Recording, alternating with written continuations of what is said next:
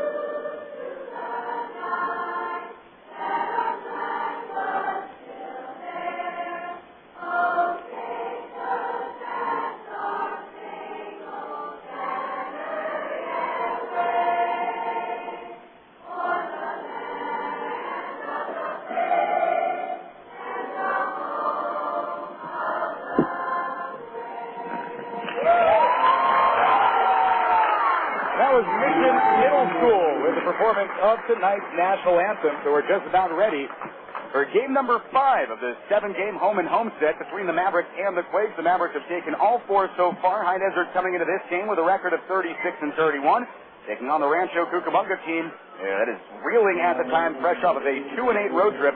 Quakes come in at 32-35 once again for the Mavericks. Left-hander John Gregg taking the hill. He's 1-3 with a 4.11 ERA. He's countered by right-hander Jose Arredondo, who is 4-4. With a 199 earned run average. He's only 5 feet 11 inches tall, but he has an extremely live arm, can hit the mid-90s with regularity on the radar gun. And for whatever reason, this is just the first time the Mavericks have faced him this year. The scheduling gods have been very kind to the Mavericks over the first 2 months of the season. And so High Desert doesn't have to face one of the all-stars in the league in Jose Arredondo until tonight. And this is the 16th game between these 2 teams this year.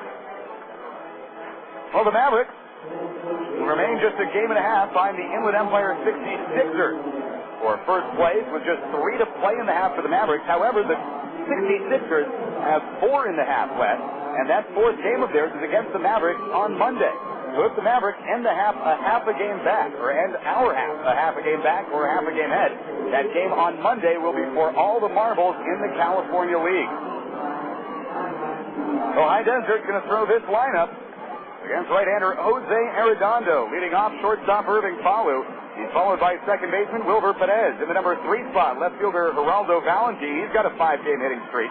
Meanwhile, Falu on top of the order is a 7-gamer.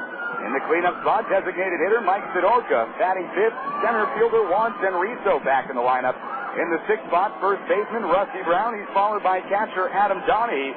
Brian McFall in the 8th spot, batting 8th, playing right field, and batting 9th, the third baseman, and Lucas going up against Arredondo. Jose Arredondo, coming off a 7-inning outing on the road at San Jose, he picked up the win. In those 7 innings, 3 hits allowed, no run, walked 3, struck out 7, and he's only one of 3 pitchers in the league who have recorded 8 strikeouts in at least 4 games. The other 2 pitchers are on the Mavericks, Christensen and Buckner. So Arredondo has decision in each of his last 7 outings, or 8 outings, I should say, just 4-4 over that time, as Arredondo doesn't always get the run support that he deserves when he pitches, and the Quakes are just 6-6 in the right-hander start. Well, Mavericks getting ready to start this one off. Irving Falu stepping in. The Mavericks 9-1 in their last 10. High Desert now 11-3 in the month of June, and hoping to keep that streak going against the against the Rancho Cucamonga Ball Club. Now, that has seen better days. So we're just about ready to get started. Irving Falu stepping in, left-handed batter. switch hitter going to the left side against Arredondo. The first pitch is a fastball. That one for a strike, and the count now 0-1. That pitch up at 94 miles an hour. On the plate today, Jeff Lascola. In the field, Mike Jarbo is the umpire. The 0-1 foul back against the screen. That one up at 96 miles an hour. And it's quickly 0-2 on Irving Falu. He's raised his average to 266. He has 2 home runs, 24 RBIs. Irving, a grand slam in last night's game to help the Mavericks pull within 2 of Rancho Cucamonga. Arredondo from the windup with the 0-2 pitch, a changeup, a called strike 3 on the inside corner. And that will do it. Falu retired on just 3 pitches. So Jose Arredondo leading the California League in strikeouts. That's number 93 for the righty. And that's going to bring up Wilver Perez to the plate. So Arredondo missed 2 weeks of the season because of attitude problems earlier in the year. Seemed unwilling, really, to put forth an effort in a game against San Jose, showing bad body language and really want to be out there. So they sat him for 2 weeks, but he's still on top of the league in strikeouts. First pitch is a fastball that misses low on Perez, and the count now 1-0. Wilver batting .290. One of his 2 home runs was last night. 17 RBIs on the year. The 1-0 pitch is on the way. And that one strokes out to center field. That one is over the head of Sean Rodriguez. And that's going to be a base hit for Perez here in the first inning. Talked to manager Jeff Carter before the game. And with runs really possibly at a premium tonight between the 2 teams that, well, feature outstanding pitchers going tonight.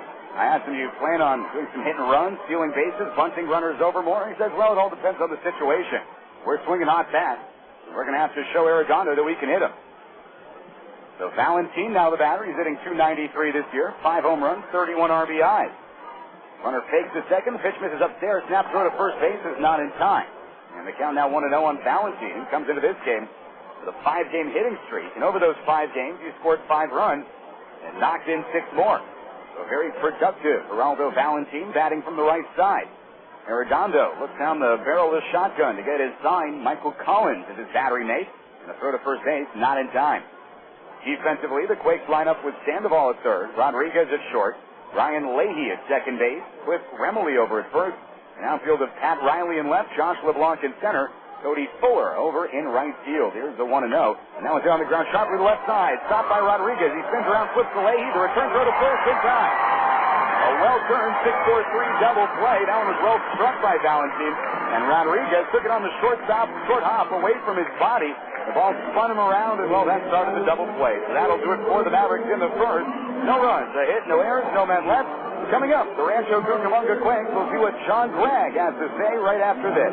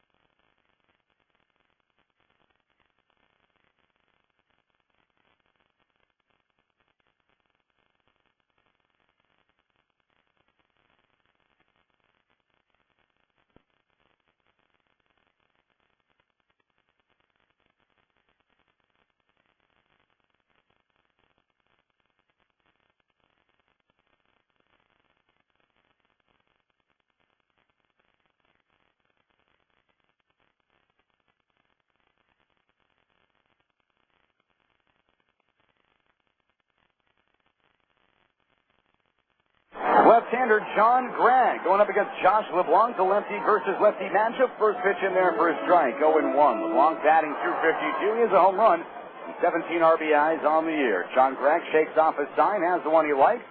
Here's the 0-1 to LeBlanc. That one is on the corner as well, and it's quickly 0-2 on the center fielder.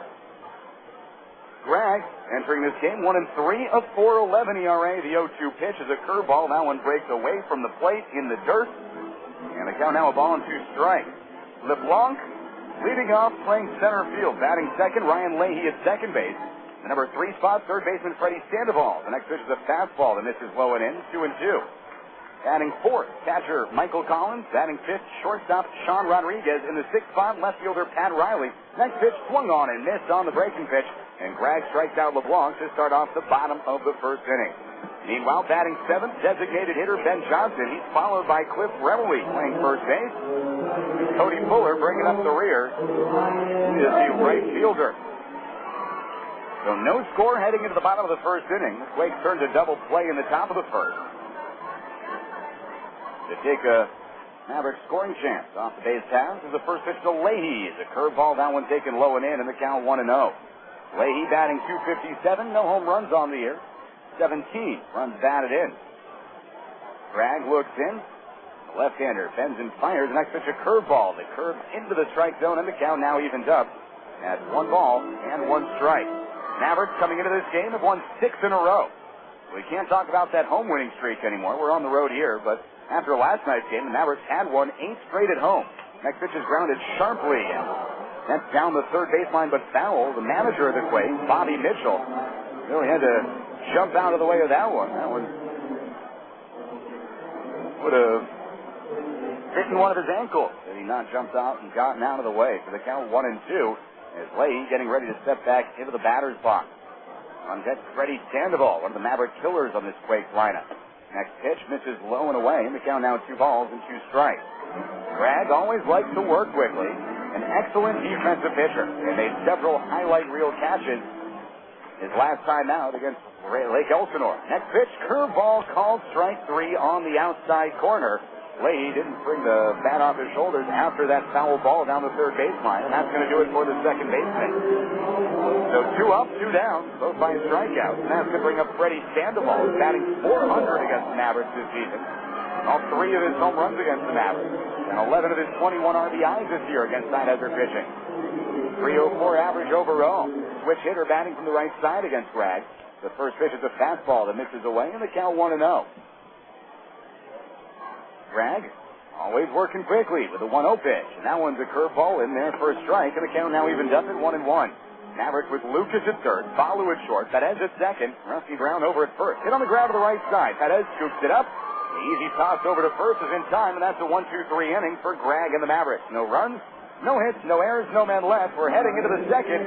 Sadolka, Senriso, Brown coming up against Jose Arredondo right after this.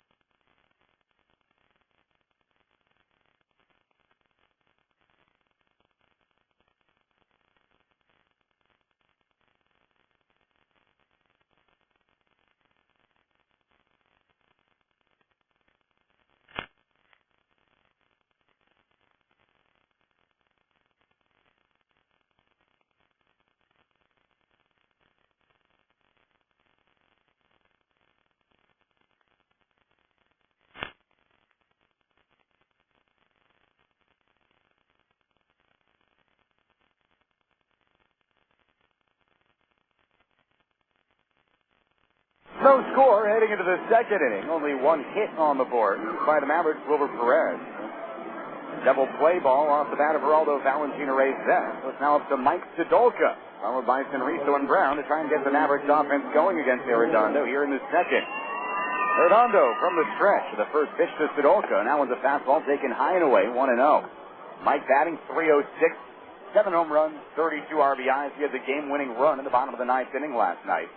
The 1-0 pitch is fouled away to the left side. Out of play in the count 1-1. Sadolka led off that bottom of the ninth inning with a double on an 0-2 pitch. That double moved into the left field corner. He was bunted to third by Rusty Brown, and after an intentional walk, came around to score on the Brian McFall sacrifice fly. Mavericks fought back from deficits of 5-0 and 8-2 last night to earn the victory. He whacked one just foul down the first baseline. He was well out in front of that 95-mile-an-hour pitch. But it was just about 3 feet away from putting that one down the right field line. With the count now 1-2. But when you watch Mike Sadolka, you're watching one of the best two-strike hitters in the entire league, if not the best. The 1-2 count. Arredondo's ready. The pitch is on the way, and that was a curveball that misses outside. The count now 2 balls and 2 strikes. No score, top of the second inning. Mavericks middle of the order coming up against Arredondo, who's ready once more. The 2-2 pitch swung on and missed on the changeup. And the ball was dropped by catcher Michael Collins, but Sadolka did not run to first base. He was tagged out. And with 1 out, that's going to bring up Senrizo to the plate. Senrizo playing in his first game since the series opener when he was pulled. And on Monday evening, injured his knee sliding into second base, but he has recovered. Missed just 3 games. Did not have to go on the DL as the MRI result was negative. Mavericks also got good news about Mike Gaffney, and that his MRI came back negative as well. So Gaffney still listed as day-to-day, as Senrizo now back in the lineup. He's hitting .253, 12 home runs. That leads the Mavericks 31 RBI. He has a close can from the right side. Arredondo looks in to get his sign. Right-hander has it. Here's the first pitch to Senrizo. That's a slider that misses low and away, 1-0. Arredondo here. At the epicenter has been almost unhittable. 2-2, but a 1.67 ERA. Opponents only batting 180 against him. His hitter's part. The 1-0 pitch is fouled off to the right side, out of play. That went into the parking lot. And it's now evened out at 1 ball and 1 strike.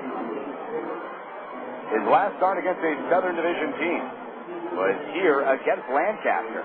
Took the loss in that game, didn't even give up an earned run. 6 2/3 innings. 1 run was unearned. There was some controversy surrounding that run. Came on a double steal, and it appeared the batter, with 2 strikes and 2 outs in the inning, had gone wrong. Next pitch swung on and missed. Senrizo took a large cut on that 96-mile-an-hour fastball. Did not make contact, really swinging from his heel.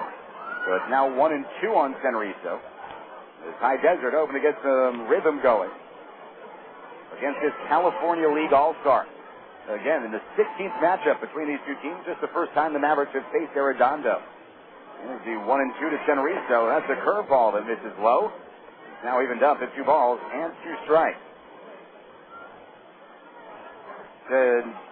Arredondo this season has never given up more than 3 earned runs in a game, and he's only given up 3 twice. The 2-2 pitch. Swung on and missed on the breaking ball. The ball dropped by Collins. He tags out Senrizo. And that's 2 outs for High Desert. The 3rd strikeout from Arredondo as Rusty Brown now steps in. So if you're trying to find the worst start of the season by Arredondo, you'd have to look back to Lake Elsinore. The start here on April 25th. Didn't make it out of the 5th inning. Gave up only 2 earned runs, 3 runs total on 5 hits. Other than that, it's been smooth sailing for the right-hander. Here's the first pitch to Rusty Brown, and that one is skied out to shallow left center field. Backing up on the ball is Rodriguez. That one is still way up there. And finally, Rodriguez puts that one away. And that will do it. The Mavericks go 1-2-3 in the second inning. No runs, no hits, no errors, no men left. Heading at the bottom of the second. Collins, Rodriguez, and Riley coming up for the Quakes. We'll be right back on Talk 960 at HCMavs.com right after this.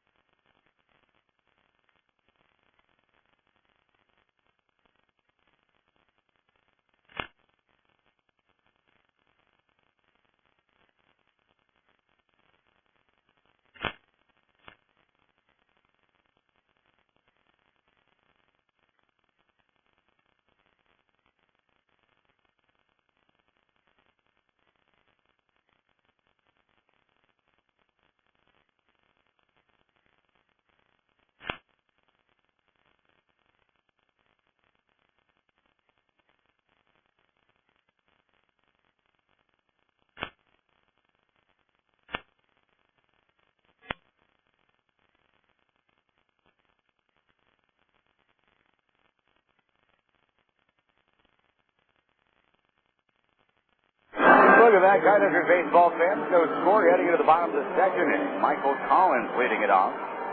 He's going to be followed by Sean Rodriguez and Pat Riley. Collins, the catcher, batting .300. He has 3 home runs on the year and 40 RBIs.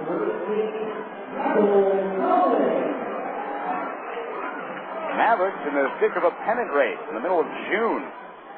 Almost sounds like saying Christmas in July. The first pitch is on the way, and that one's taken low and away. The count 1-0.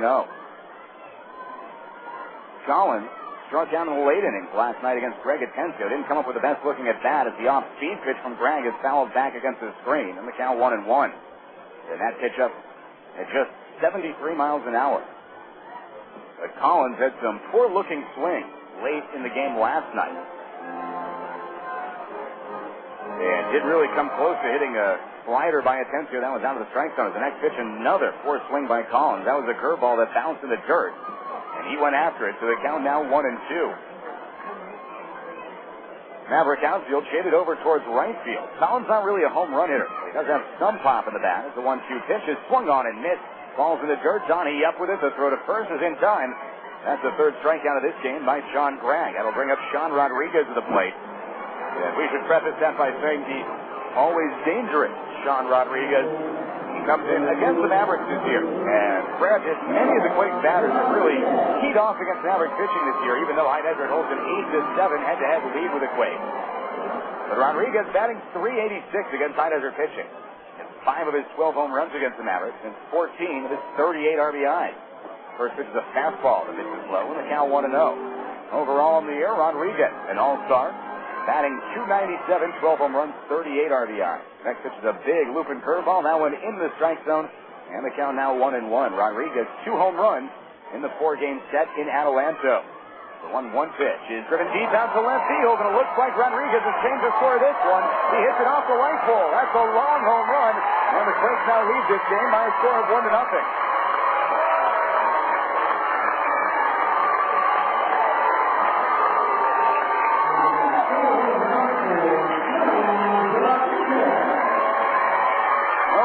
The home run.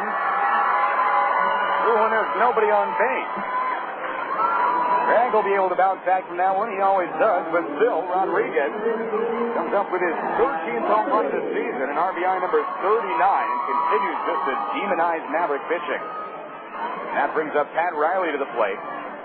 Riley, the left fielder, batting .289 on the year with 4 home runs and 22 RBI. First Gregg pitch is a little looper to shallow left center field. It's going to be a long run for Senrizo, and he can't get there in time. That's a base hit. Texas league single. And you begin to wonder, Senrizo, of course, had the banged-up knee. Well, could he have gotten to that one in time had he been healthy? The answer, well, probably not. That one was just a base hit all the way. Just a blue single to center field. So runner on first base, 1 out, 1 in. And that'll bring up Ben Johnson to the plate. Johnson batting .250 on the season, 6 home runs, 26 RBIs. And he too had 2 home runs in the series against the High Desert Mavericks. Last time around, the first pitch is in there for a strike. That one an 84-mile-an-hour cutter. And the count now 0-1 on the Rancho DH. 1-0 Quakes, bottom of the second inning. Solo home run moments ago by Sean Rodriguez.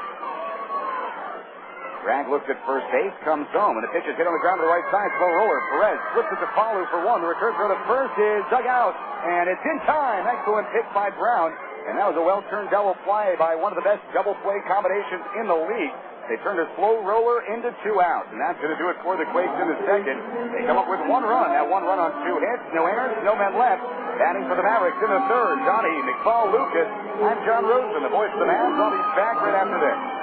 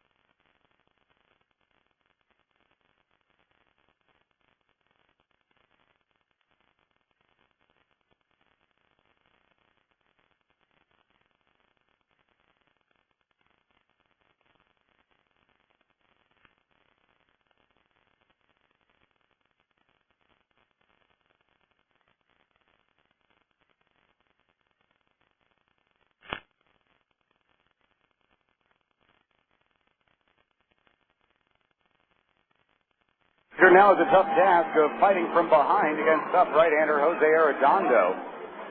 Granted, it is just a one-run lead here. And one-run lead from the Cal League. Well, they don't need too much. We'll see what Adam Donahue can do here. The first pitch on the way from Arredondo, and that misses high and tight. Boy, Donahue had a little bit of chin music there, and he was slow to move away from it. That went up in 96 once again. Donahue this year batting .278, 3 home runs, 16 RBIs. Next pitch is popped up line on plate. That'll find the seat. And the count now 1-1. But Donahue, if you remember last year, had some of his home runs against the best pitchers in the league.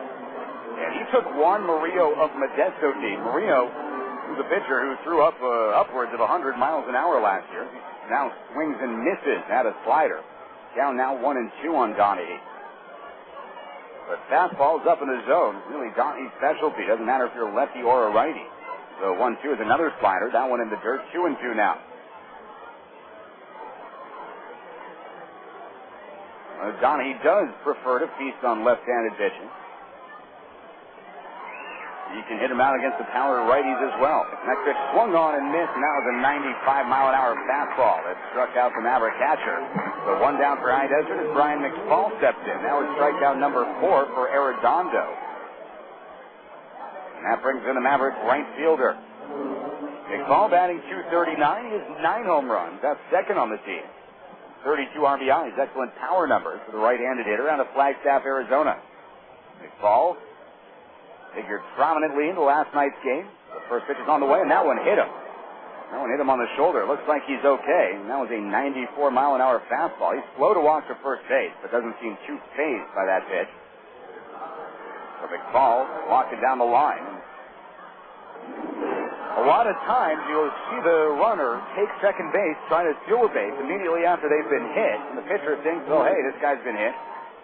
Wouldn't be expecting him to steal on me. Well, we've already seen Brian McFall take a couple bases this year immediately after being flunked. So we'll see if that is in effect here. Ted Lucas steps up to the plate. Right-handed batter, right-handed pitcher. McFall large lead from first. He is not going. The first pitch is a slider taken away, and the count 1-0.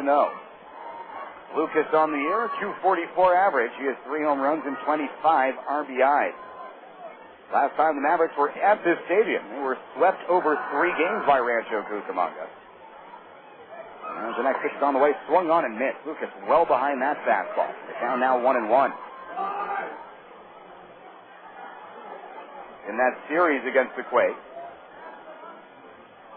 that was over May 12th through the 14th.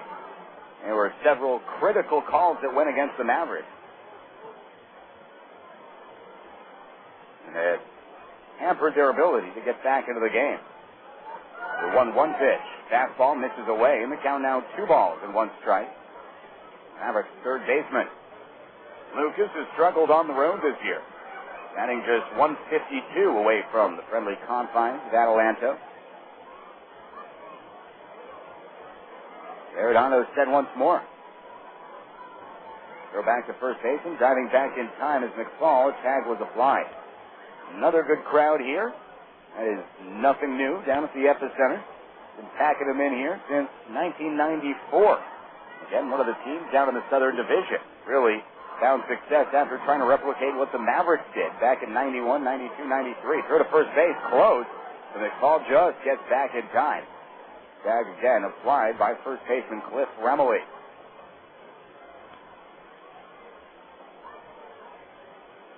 And this park has long been a hitter's park. The ball just rockets off the bat here. 2-1 as the runner holds. Now it's swung on and missed. Lucas chased the pitch up and out of the strike zone. Going after that one. So the count now 2-2. 330 down the lines here. 400 to straightaway center field. Power alleys at just .375.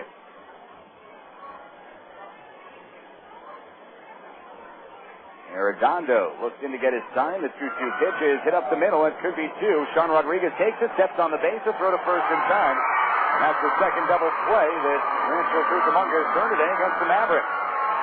So Arredondo has faced a minimum through 3. He has given up 1 hit so far. Before the Mavericks in the third, no runs, no hits, no errors, no men left. Heading into the bottom of the third inning, 1-0 Quakes, and we'll be right back after this commercial break.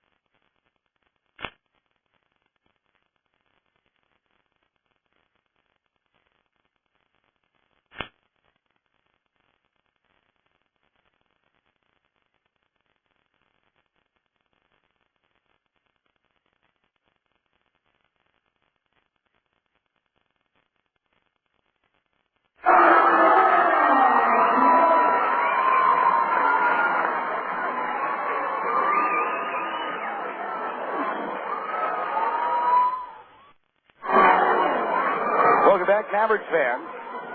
We're now heading into the bottom of the third inning. This can be Cliff Remily, the number 8 hitter, leading things off for Rancho Cucamonga. Remily going to be followed by Fuller and Josh LeBlanc. And John Bragg. Bragg coming off the first win of the year, matched up against Cesar Ramos of the Lake Elsinore Storm in another excellent pitching matchup. Bragg got the better of Ramos, though. Went 7 innings in that game. Scattered 7 hits, gave up just 1 run on the home run, struck out 5, and walked the batter. So Bragg actually 3 quality starts in a row coming into tonight. The first pitch is a fastball for a strike on the inside corner, 0-1. And that was excellent placement by Bragg. That 87-mile fastball, really where the batter couldn't get to it. As the next pitch swung on and missed on the curveball, and the count 0-2. So Bragg goes fastball, well located inside corner, and a curveball breaking away from Remily. Couldn't catch up to it. And he's now out in front of the left-handed batter. The 0-2 pitch. Johnny sets up outside, and that was one of Bragg's sidearm deliveries. And that one rushed wide of the strike zone. Missed outside, so the count now 1-2. Bragg comes back again. The fastball fouled back against the screen. And the count stays at a ball and 2 strikes. Bragg last season for the Mavericks, a Cal League All-Star, went 13-5. Led the team in wins. Actually finished second in the league in wins to Garrett Mock, as the next pitch just misses low. And the count now 2 balls and 2 strikes. Bragg last year was the California League All-Star, along with teammates Billy Butler and Keila Ka'aihui. Next pitch, a curveball. That one whacked foul down the right field line. And it stays at 2-2 on Remily. Now, last year in that Cal League, Carolina League All-Star game, he allowed a solo home run. The eventual MVP of the tournament, Nick Markakis. Markakis also won the home run derby and is now a Baltimore Oriole. 2-2, popped up, shallow left center field, backing up Falu. He's calling everybody off, and he makes the catch. So 1 down as Remily pops out. Remily did a good job of seeing a bunch of pitches, so he probably let Cody Fuller see just exactly what Bragg's throwing. But Fuller should have a pretty good idea of what Bragg throws. Fuller was a Rancho Cucamonga Quake in 05 after being drafted last season by the Angels in the 48th round out of Texas Tech. Looks like the Angels getting the most as they possibly can out of Fuller. You don't see a whole lot of 48th round draft picks up in this league. As the first pitch is a bunt, and that one came off of his hand. It's in fair territory. The throw to first base is in time. And is the out going to be recorded? Yes, it is. That's going to be the second out of the inning. Cody Fuller took that one off the hand, but unfortunately for himself, went right back into play. And that appears to be it for the number 9 hitter. Now Bobby Mitchell going to come down and have a talk with the umpire. Cody Fuller never made any try to run down the first baseline. But the umpire immediately said that ball was in play. Never gave any indication that was not a fair ball. So Mitchell looks like he's arguing, but might be somewhat of a lost cause. Still not going to write that down yet in my scorebook. I'm going to wait to see what happens here. Now, it depends, because the hand is a part of the bat. If they hit him in the hand, that's a fair ball. If they hit him in the arm, well, that could be a dead ball. Uh-oh, now the umpire is going to go out and have a word with each other. That's never a good thing when the umpires start second-guessing themselves. It leads to more second-guessing throughout the game, as they're now having a discussion down the right field line. So Fuller still being tended to. That's trainer Brian Ranker taking a look at his hand. Taking a look to see if he got him on the wrist, on the finger. And we'll see. Now the umpire is still having a discussion. And now he's talking to Jeff Carter about it as well. And still, no indication has been made as of yet, but talking to Carter, explaining his position. That might not be a good sign.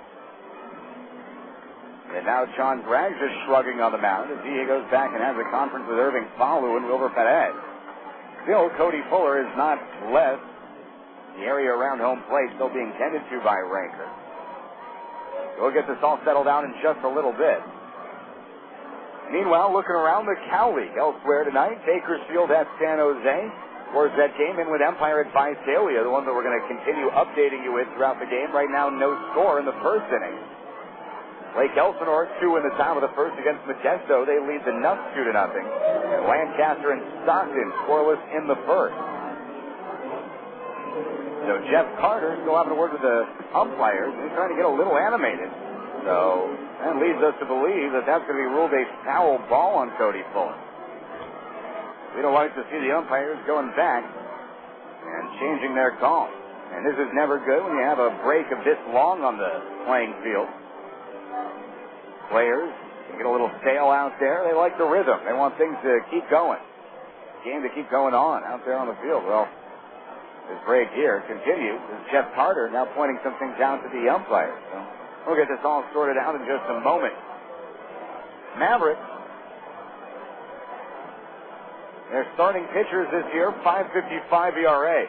Now on the road, that's a 4.94 earned run average. Mavericks numbers, the starting pitching numbers at least, took a bit of a beating last night. And starting pitcher Luis Cota. And one of his poorer outings of the year, Cota gave up 8 runs in 3 1/3 last night for the Quakes. A team that has really had his number all season long, and that outing by Cota came on the heels of 3 outstanding performances. And coming into that game, he took a 17 1/3 scoreless inning streak. That went quickly. Left in the first inning. The streak reached 18 innings, but that was it. The Quakes actually scored 5 times off of Cota in the first inning. All 5 runs scored with 2 outs. There were back-to-back home runs by Sean Rodriguez, as well as Ben Johnson. And the Quakes jumped out early, 5-0. They also led 8-2 after 3.5. Mavericks stormed back, got a grand slam by Irving Falu to bring the Mavericks within 8-6. That was at the bottom of the 4th inning. And the Mavericks tied in the bottom of the 8th on RBI singles by Falu, as well as Wilbur Perez, who had the game-tying hit with a single. In the 9th inning, Mike Sidolko led things off with a double. Again, he was bunted to third, and the sacrifice fly by Brian McFall brought him home. The Mavericks won 9-8. Now, looks like that's not going to go as an out. Cody Fuller has the bat once again, and the umpires were influenced by some points made by Quakes manager Bobby Mitchell. And are they going to say that he's over at first base?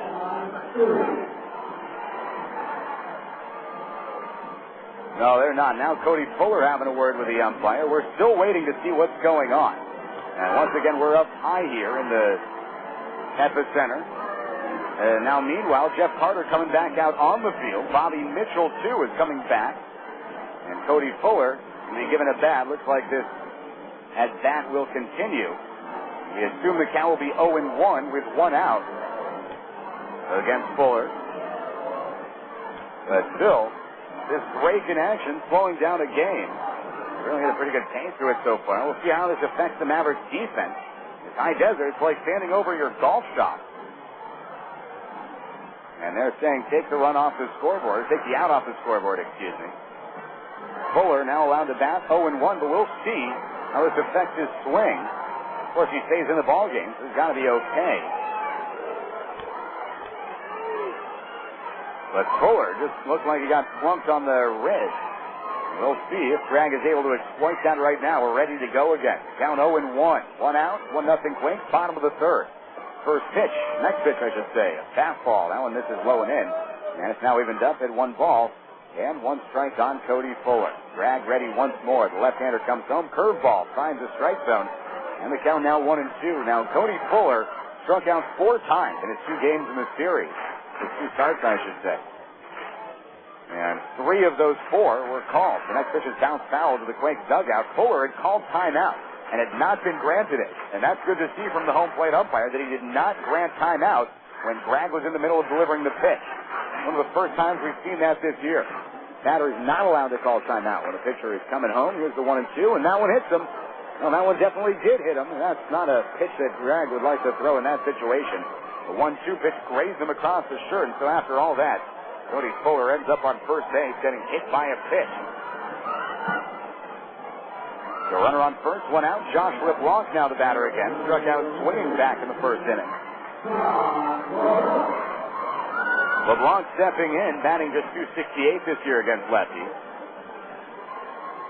That's higher than his batting average against righties this year, actually. LeBlanc, a lefty. So it looks like he's able to hit the southpaw a little bit better than the righty. Interesting there. First pitch from Greg on the way, and that's a fastball that misses low. 1 ball and no strike. 1-0 Quakes. Solo home run in the bottom of the second inning by Sean Rodriguez. One that twanged off the light bulb straight away left field. Fuller tag, throw to first base, and back in time without a tag is Fuller. Greg almost threw that one behind Rusty Brown. The throw was not exactly close to the base. The tag was not applied. Here's the 1-0 to Blanc. That one is taken low. The count now 2 balls and no strikes on the Quake center fielder. So Greg looks like he might have been just a little bit rattled by the delay in action, and that delay lasted almost 10 minutes. And this would also be a situation where you might see an error in the field, because the players have really just had to stand there, just collecting dust for about 10 minutes or so. The next pitch is a line drive over the head of Ed Lucas. That was a check swing into left field. Trying for third base is Cody Fuller. Coming up throwing is Valentine. The throw not in time. Behind him on his way to second is Josh LeBlanc. And that goes as a single for LeBlanc as passes the second on the throw. And there are now runners at second and third with just 1 out for the Quakes, who caught a huge break as home plate umpire Jeff Lascola went back on his original call, granting Cody Fuller continued at bat after it appeared he had bounced out on the bunt to Adam Donnie. No, Quakes get lucky in a call here. The runners now at second and third, 1 out. And Ryan Leahy trying to bring these runners home. Third baseman Ed Lucas playing it on the grass. The first pitch from John Gregg on the way. That's a curveball that misses low and in, 1-0. Leahy got caught looking back in the first inning, but he comes into this game with a 6-game hitting streak. Gregg set again, the 1-0 pitch. Fastball misses low. And again, he starts the batter out 2-0, and Gregg unable to find his rhythm ever since that delay in action. So you wonder maybe Bobby Mitchell purposely kept talking to the umpires, trying to get the defense out of their shorts, the pitcher out of his rhythm. Well, whatever it is, it works. Gregg now behind 2-0 to Ryan Leahy.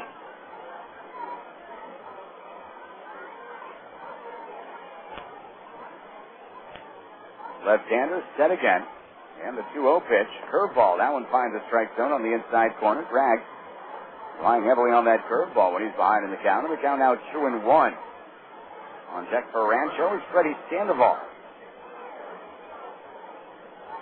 The 2-1 pitch. Swung on. Fouled back. Count now evened up and an even 2-2.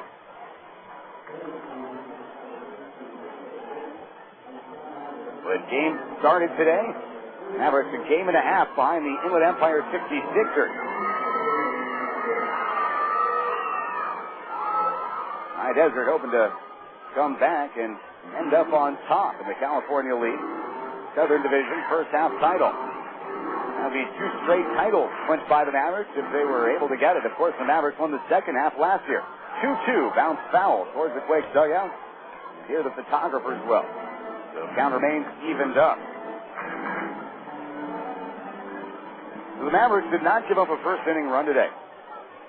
Part of the reason the Mavericks' success as of late is they haven't been giving up those first-inning runs. Mavericks haven't been having to fight from behind. High Desert has now only given up first-inning runs in 4 of the last 18 games. Meanwhile, Leahy called timeout, but he's right back there in the batter's box. Leahy swung a good bat in that series up in Adelanto. Next pitch hit on the ground on the left side, backhanded by Falu, who's only played to first. The throw is there. That's a run-scoring ground out by Leahy. Coming around is Fuller. And the Quakes now lead 2-0 in this game. Holding at second on that play was Josh LeBlanc. So Leahy with the RBI ground out. Now has 18 RBIs on the year. That's going to bring up Freddy Sandoval. Sandoval 0 for 1, bounce out to second. Batting .304 overall in the year with 3 home runs and 21 RBIs. 2-0 Quakes. Scoring run. A potential scoring run on second base. Throw back to second. Just a look back. And diving back without a throw is LeBlanc. So High Desert having to fight from behind against Jose Arredondo tonight. That will not be an easy task. Next pitch, a curveball, finds the outside corner, good backdoor pitch. And it's now 0-1 on Sandoval.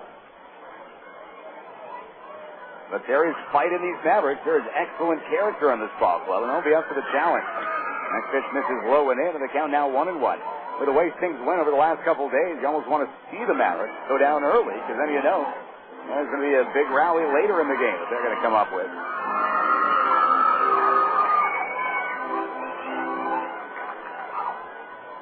High Desert has actually trailed in 54 of 67 games this year.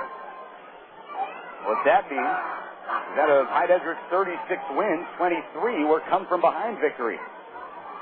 Mavericks had an excellent come-from-behind victory against the Quakes here in this ballpark. The next pitch is popped up behind second base. A long run for Wilbur Perez. Brian McFall, can he get there? Slides, makes the catch.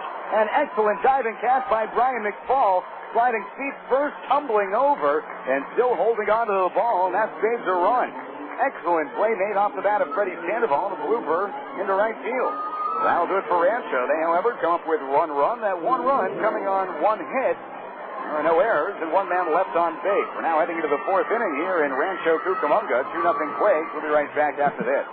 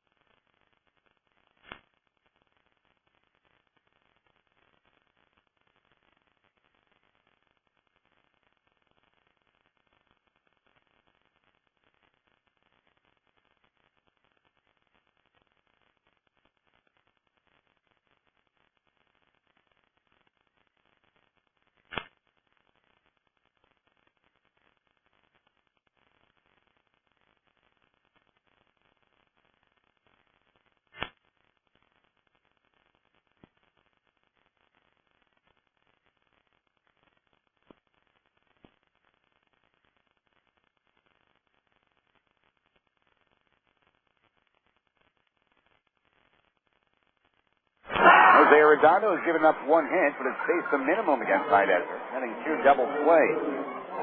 Arredondo, the number 17 prospect in the Angels' talent-rich system. The fastball, it goes up to 97 miles an hour. The first pitch to Irving Falu, he shows bunt, pulls back, and that's a fastball in there for a strike, going 1. Arredondo spent his first couple of years in the rookie league, the Angels minor league system, as a shortstop. The 0-1 pitch. Misses low and in with fastball, 1-1. And he never batted better than .273 as a shortstop. He's batting .191 when he decided to give pitching a try. Next pitch misses low and inside, goes all the way to the backstop. And it's now 2-1 on Falu. Irving was caught looking back in the first inning. And it just took 3 pitches to retire him. It's a 2-1 offering. This is well outside. And the count now 3 balls and a strike. Arredondo has walked 28 in his 68 innings of work. Those are about average numbers for a starting pitcher. 3-1 on the way, and that one's whacked out towards the corner right field. Long run for Fuller, and that one's going to bounce in front of him. A base hit by Falu to start things off for High Desert here in the 4th inning.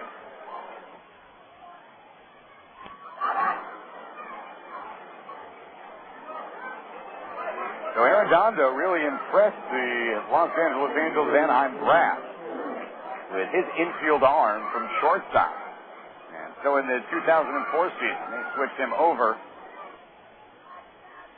to a full-time pitcher. He was never a starting pitcher, really, until last season. As Wilbur Perez now steps in, looks back to first base, and the throw gets by the first baseman Remily. Falu taking off for second, and he'll get there.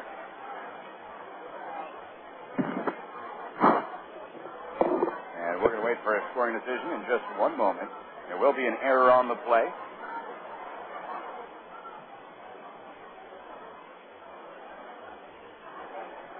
And that will be an error on the first baseman, Cliff Remily. Falu in at second base. Or Perez now hoping to pick him up. Arredondo last season didn't have a great feel for the strike zone, the scout said. But that will pick up once he just gets more innings under his belt as a pitcher. Next pitch swung on and missed on a curveball, and the count now 0-1. Split time last year between Orem and the Pioneer League. Also made it up to Double-A Arkansas. Had a 3.40 ERA in Arkansas over just 5 games. Struck out 4 batters in those 5 innings. Next pitch swung on and missed on another breaking pitch, and Falu really stepped into the bucket on that last offering. Now 0-2 on the Mavericks' second baseman. Geraldo Valentin stands in on deck. So that Irving Falu single, that extends his hitting streak to 8 games. The 0-2 to Perez. Fastball misses upstairs. 1-2. That pitch recorded at 96 miles an hour. So Falu now an 8-game streak. Wilbur Perez has the Mavericks' longest streak. That was a 10-game hitting streak earlier in the year. 1-2, he shows bunt, pulls back. The pitch misses low. And they're saying, looking for an appeal. And field umpire Mike Jarbo says no, he did not go around. The count once again ended up at 2-2. Arredondo is actually on the 40-man roster for the Los Angeles Angels of Anaheim. They didn't want to lose him in the Rule 5 draft, considering he already has several innings or several years in the minor leagues under his belt. The 2-2 pitch, check swing on a ball that misses low and away. And there's no appeal on that one. That ball was in the dirt. Good stop by Collins. And the count now 4 on Wilbur Perez. Nobody out here, top of the 4th inning. Runner at second base for High Desert. They trailed the Quakes, though, 2-0.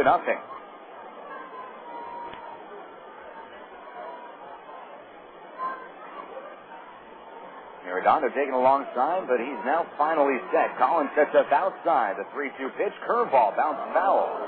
They lifted foul up against the top of the net behind home plate. And the count remains full.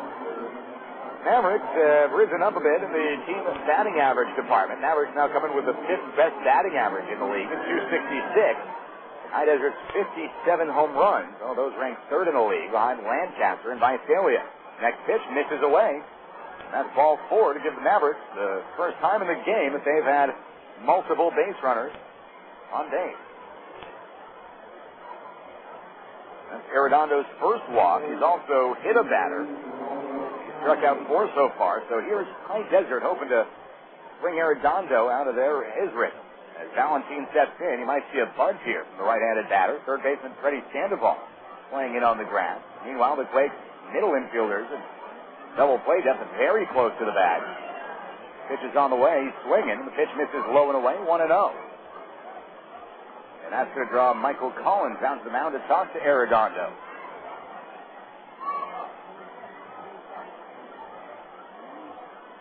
So Jose really exceeding all the expectations that were put up for him this year.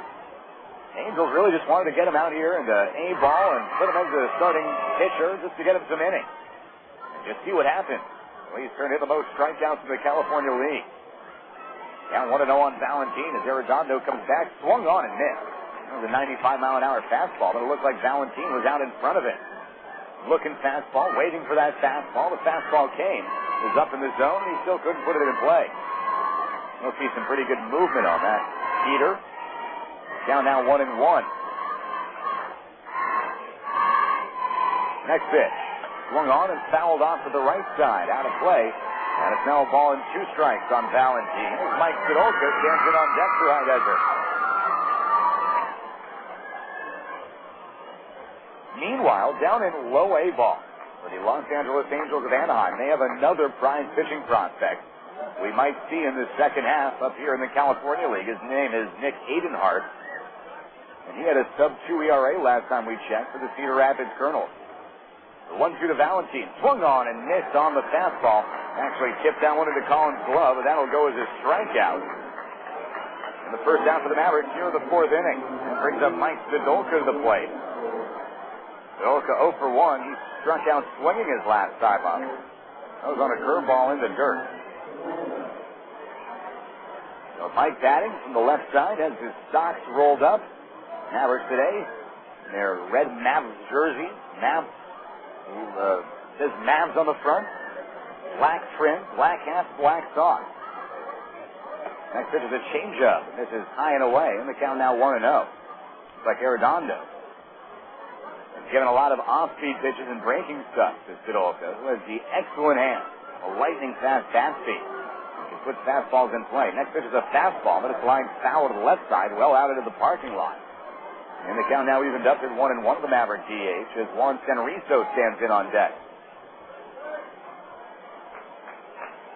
Give you updates of Cal League scores in just a moment. I know a lot of you out there want to know how that Inlet Empire Ball Club is doing tonight. Meanwhile, 1-1 now on Zdolka. Arredondo is set. He comes home. And now when this is low and inside, it goes back to the screen, and both runners will advance.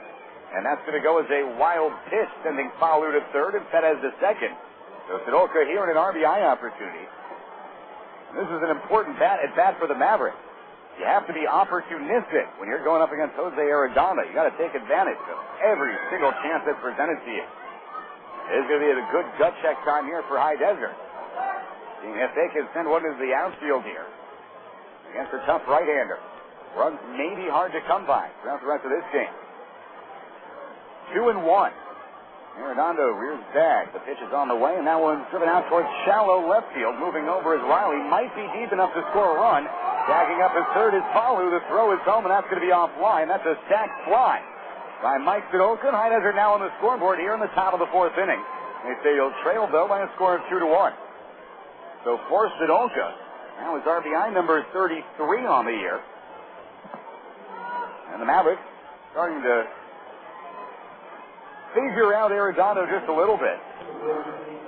So Juan Senrizo now the batter with 2 outs and a runner on second base. Senrizo struck out swinging his first time up. That was in the second inning.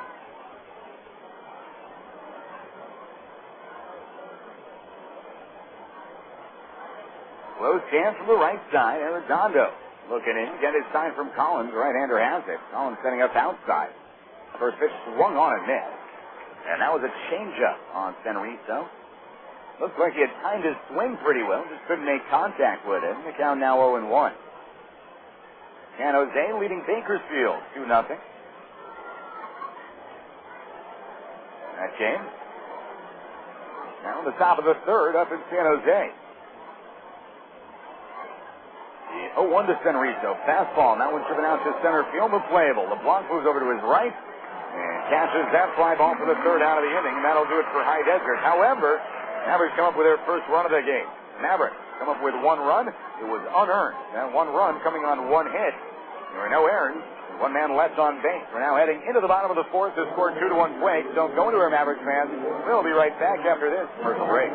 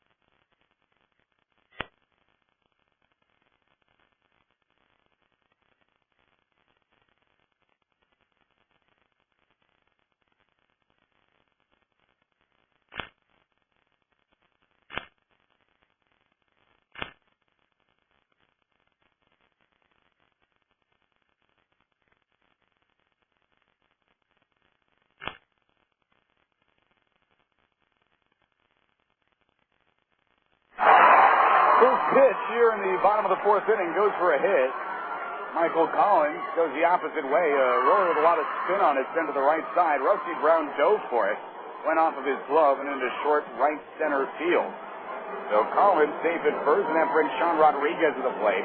And he had a towering home run off of John Bragg his first time up. So here's Bragg hoping to make the adjustments on the tough right-handed pitcher.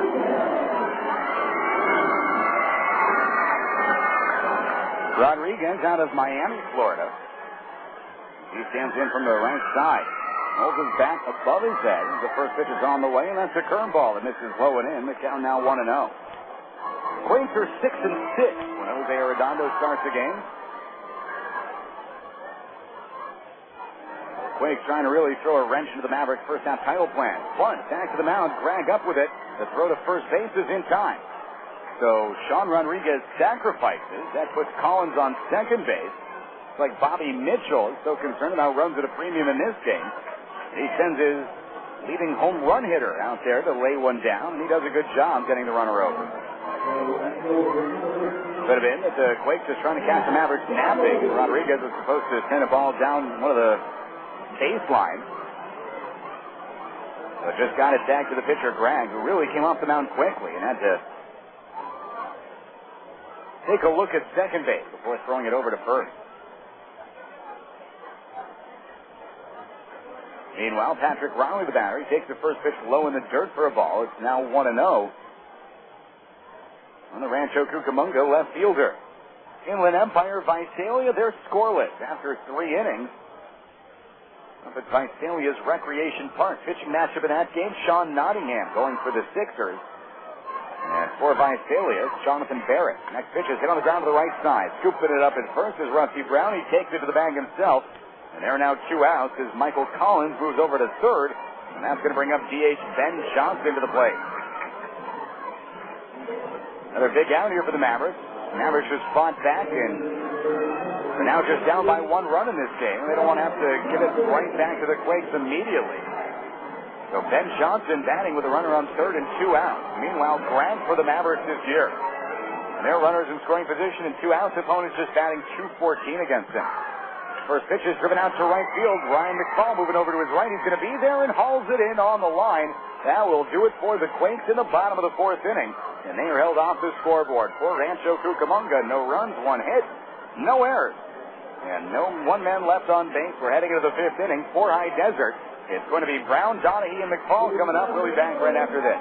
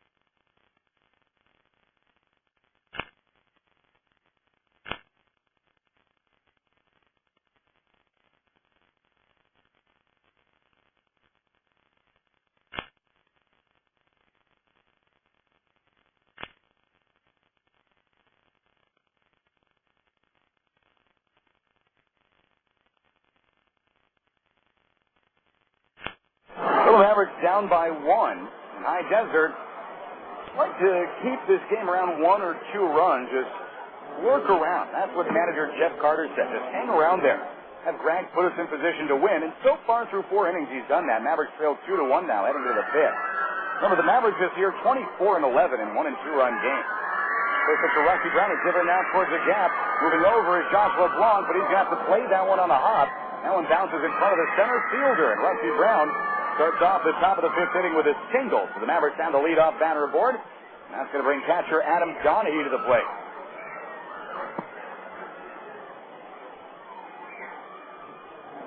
Donahue was a member of the Kansas City Royals big man camp, or I should say the Major League camp, during the preseason. Surprised Arizona. Meanwhile, Arredondo, he's on the 40-man roster. He, too, was in big league camp. First pitch showing bunt is Donahue. He misses. Does not make contact with that one. That was a fastball well out of the zone. And the count now 0-1 of the Maverick catcher. Ryan Eggert hoping to bunt Rusty Brown to second base here. Once again, Rusty Brown not the best runner on the Mavericks roster. Donnie's going to have to lay down a good one, but he's not bunting on this one. The fastball misses outside, and the count now evened up with a ball and a strike. On deck is Brian McFall, another excellent fastball hitter for the High Desert Mavericks. See if he figures into this game against Arredondo. 1-1. Throw to first base, and Rusty Brown back in time. Also keep you updated on all the major league action going around. Of course, it is interleague play. Trying to get as many of these scores to you as we can, of course, with Greg going against Arredondo. Time will be at a premium here. The pitcher is working fast. The 1-1 pitch to Donnie. Curveball. That one taken for a strike on the inside corner. Borderline call. That one goes to Arredondo. Is the count now 1-2 on the Mavericks backstop. The Yankees won today. They're up with 4 runs over the 8th and 9th innings. They beat Washington 7-5. And that's such a curveball. Just misses, and that looks much more like a strike than the pitch right before it. And Donnie just walked that one into the glove. But Arredondo doesn't get the call. So 2-2 now with the runner on first base. Arredondo's set. Right-hander comes home. The pitch is slammed foul to the right side. And boy, that one was coming on a jetpack out into the concourse here. That one was set in between the 2 levels of seating here. Meanwhile, the mascot Tremor egging on some youngsters just to the right of us. We're wondering what all the screaming is about. 2-2 now. Pitch on the way from Arredondo. That one hops the catcher, goes all the way back to the screen. Rusty Brown moves over to second base. So who needs a sacrifice? That pitch was thrown about 58 feet. Wild pitch, nothing that Collins could do. So let that one just bounce over his head and go back against the screen. So the count now full on Donahue. Brian McFall stands in on deck.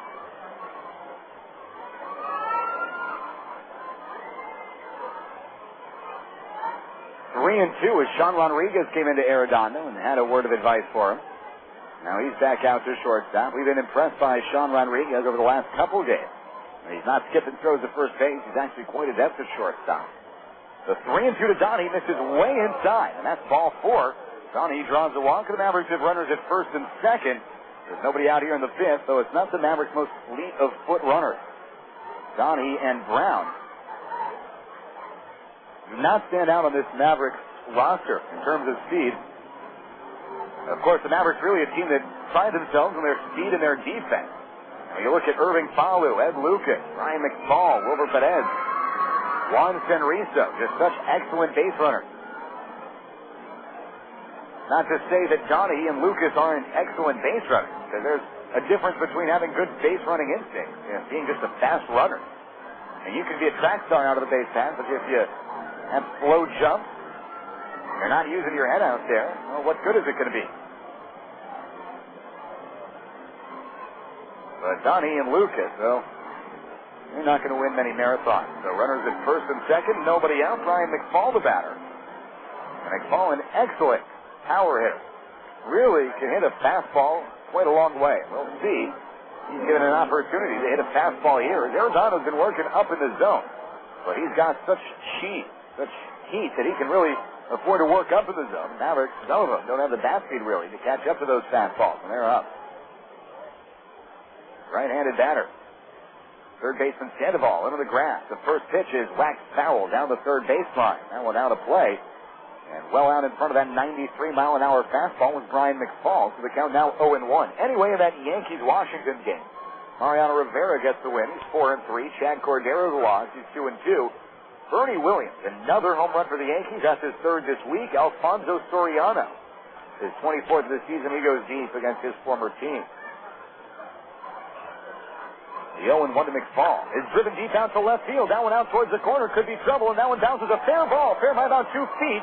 Coming around is Rusty Brown. Adam Donahue going to be held at third, but that's an RBI double by Brian McFall, and the Mavericks have tied this game up at 2 here in the top of the 5th inning. Still nobody out for the Mavericks with runners at second and third. And McFall continues his torrid extra base hit pace. McFall, now over the last 22 games, has 11 doubles and 4 home runs. And he's now extended his hitting streak to 5 games as Brian McFall comes up with his 33rd RBI of the year. So it's now time for Ed Lucas to try and keep things going here for the Mavericks. Runners at second and third, nobody out, 2-2 tie. Arredondo rears back, and from the windup, the first pitch on the way, and that one misses well inside. And the count now 1-0. Mavericks going to wait for Arredondo to throw strikes. He's walked 2 in this game. He's also hit a batter. He's been working up in the zone as well as, rather inside. He's hit a batter. And that batter that he hit, Brian McFall, stands in at second. Next pitch, a fastball that misses low, and the count now 2-0 on Lucas. Lucas drew 2 walks last night and reached base 3 of his 4 times up, scoring 2 runs. Just a team-wide effort for the Mavericks last night, and their come-from-behind victory over the Quakes. The 2-0 fouled back against the screen, and the count now 2-1 on the Mavericks third baseman.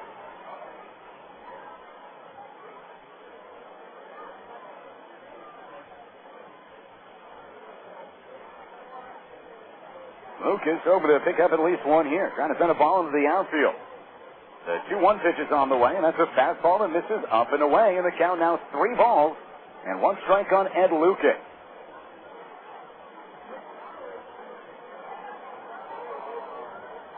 Arredondo looking in, has his side, rears back. The 3-1 pitch is hit on the ground to the right side, charges the ball to second baseman Leahy. His only play is the first. Lucas is retired, but coming around to score is Adam Donahue, and the Mavericks have taken a 3-2 lead in this ball game. For Lucas, that is RBI number 26. And High Desert still has a runner on third base with only 1 out, as the top of the order is coming in.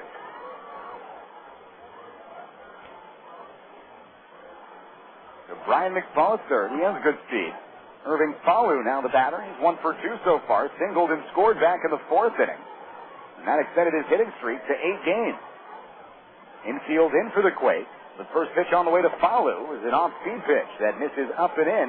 And the count now 1-0 on Falu. So the Mavericks are taking advantage of Arredondo because he has not been able to get those first pitches over for strikes. The Mavericks have been patient this inning.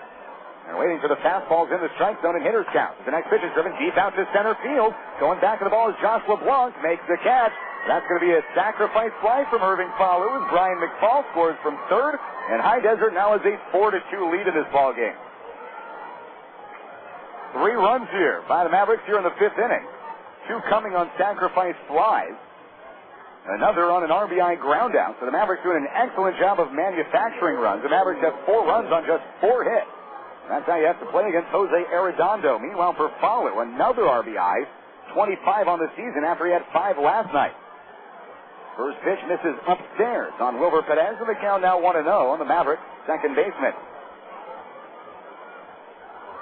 Arredondo ready again. The next pitch swung on and missed. There's a fastball. It was only up at 92. We've generally seen Arredondo up at about 94, 95, even a couple of 96s so far in this game. The 1-1 pitch to Perez goes over the head of catcher Michael Collins all the way to the backstop. So Jose has struggled with his command here in the top of the 5th inning. And the count now 2-1 on Perez. And boy, those walks will kill you. He walked Donahue with a runner on first and nobody out. That came on a full count pitch. Donahue came to score. Next pitch, a curveball in there for a strike on Perez. That pitch at 83 miles an hour on the hook. It's now Deuces Wild. 2 balls, 2 strikes, 2 outs. Arredondo ready again. The pitch on the way. The curveball just misses upstairs. And the count now is full. Florida won today at Toronto. And what would baseball be without those Toronto-Florida matchups? Marlins 3, Blue Jays 1. Scott Olson the win. Dovenheim the loss. Taylor Tankersley a second save. Home runs by Gloss, Dan Ugla, and Miggy Cabrera. The 3-2 pitch is fouled off to the right side by Perez. And the count stays at 3-2. Mavericks just hoping to keep kicking the Quakes while they're down. Rancho Cucamonga just finished up their longest road trip of the season. They went 2-8 on that trip. A 10-gamer between Visalia, San Jose, and High Desert. Next pitch, line foul to the right side, out of play. And the count stays full as Perez up there taking his act. 4-2, High Desert leads this game here in the top of the 5th inning. Arredondo rears back, and from the windup, the 3-2 pitch misses low and inside. That's ball 4. Perez takes first base, and this inning continues. Mavericks about to send their 7th batter to the plate, and left fielder Geraldo Valentin. So Valentin 0 for 2 today. Not the most productive night at the plate. Grounded into a double play and struck out swinging. Well, the Mets, fresh off an excellent road trip, well, they got banged around today at Shea. Baltimore Orioles defeated the Mets 6-3. Eric Bedard over Aaron Heilman in that game. Melvin Mora with a home run against his former team. First pitch to Valentin is a fastball for a strike on the corner. And the count now 0-1 on the Maverick left fielder. Again, Valentin came into this game with a 5-game hitting streak. Over that time, he has 5 runs scored and 6 RBIs. Arredondo steps off the rubber with his right foot. But he's now back against it. Meanwhile, looks like there's going to be some action going on in the Rancho Cucamonga bullpen. The 0-1 with the runner going. It's swung on and missed. The throw down to second base is not in time. Safe. Wilber Perez pulled that one safely. The Mavericks taking advantage of Michael Collins, who has only thrown out 18% of base stealers this year. Well, the crowd doesn't like it. We can see it from up here. The tag was not made in time. And for Wilber Perez, that is stolen base number 6 on the year out of 9 chances. So Geraldo Valentin hoping to come up with a 2-out base hit and try to extend that Mavericks lead here. Currently 4-2 High Desert. The 0-2 to Valentin is a little looper out into short center field. Going back on the ball is Leahy. And backtracking, he's finally able to pick that one off for the final out. But the Mavericks send 7 batters to the plate. They scored 3 times. All 3 runs were earned. In those 3 runs, the Mavericks had only 2 hits. There were no errors and 1 man left on base. Heading into the bottom of the 5th inning here at the epicenter, Mavericks lead it 4-2. Just keeping that lead intact. We'll be right back on Talk 960 and HDMavs.com right after this.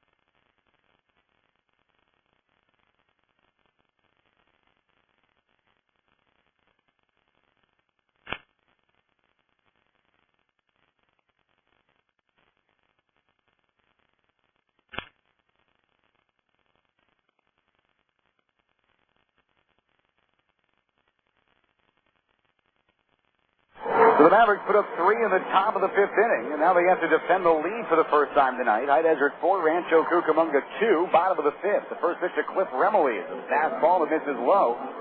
And the count now 1-0. Remily 0 for 1. He pops up to shortstop Irving Falu to start off the 3rd inning. Next pitch is hit on the ground up the middle, just under the glove of John Dragon to center for a base hit. Remily stands in at first base, and that's going to bring Cody Fuller to the plate. Fuller was hit by a pitch back in the 3rd inning after some controversy. Earlier in the at-bat, it had appeared that Fuller was slumped on the hand when laying a bunt down. Now the hand part of the bat, the ball should have been in play. Donnie threw him out at first. Fuller never even tried to run to first. But after a 10-minute delay, Fuller was ruled. The ball hit him in the ribs. And he was given another chance, and he was put on first base, getting hit by the pitch.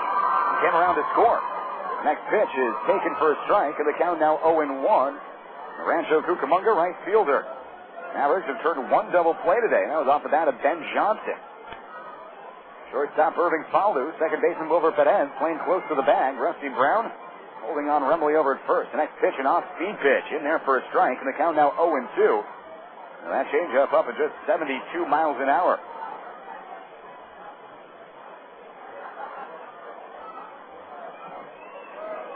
Fuller has been struggling, no hit. His last 14 at-bats as the next pitch misses low and away in the dirt. Good stop by Donnie. That keeps Remily at first. So 1 ball and 2 strikes on Fuller. Inlet Empire Visalia, scoreless after 4 innings. Up in Central California. Both teams with just 1 hit in that game. The 1-2 pitch is down to the left side, backhanded by Lucas. He goes to second for 1. The throw to first, not in time. And the Mavericks might have really let one get away right there. I should say the Quakes might have gotten lucky with that call. Looked like the throw had beaten him there. There's something that I didn't see. I'd like someone to tell me what it is, but it appears that the Mavericks had doubled off Fuller on the first base. Well, they get the lead runner, Remily, out at second. So Fuller's safe at first on the 4th out. And now went from Lucas to Perez.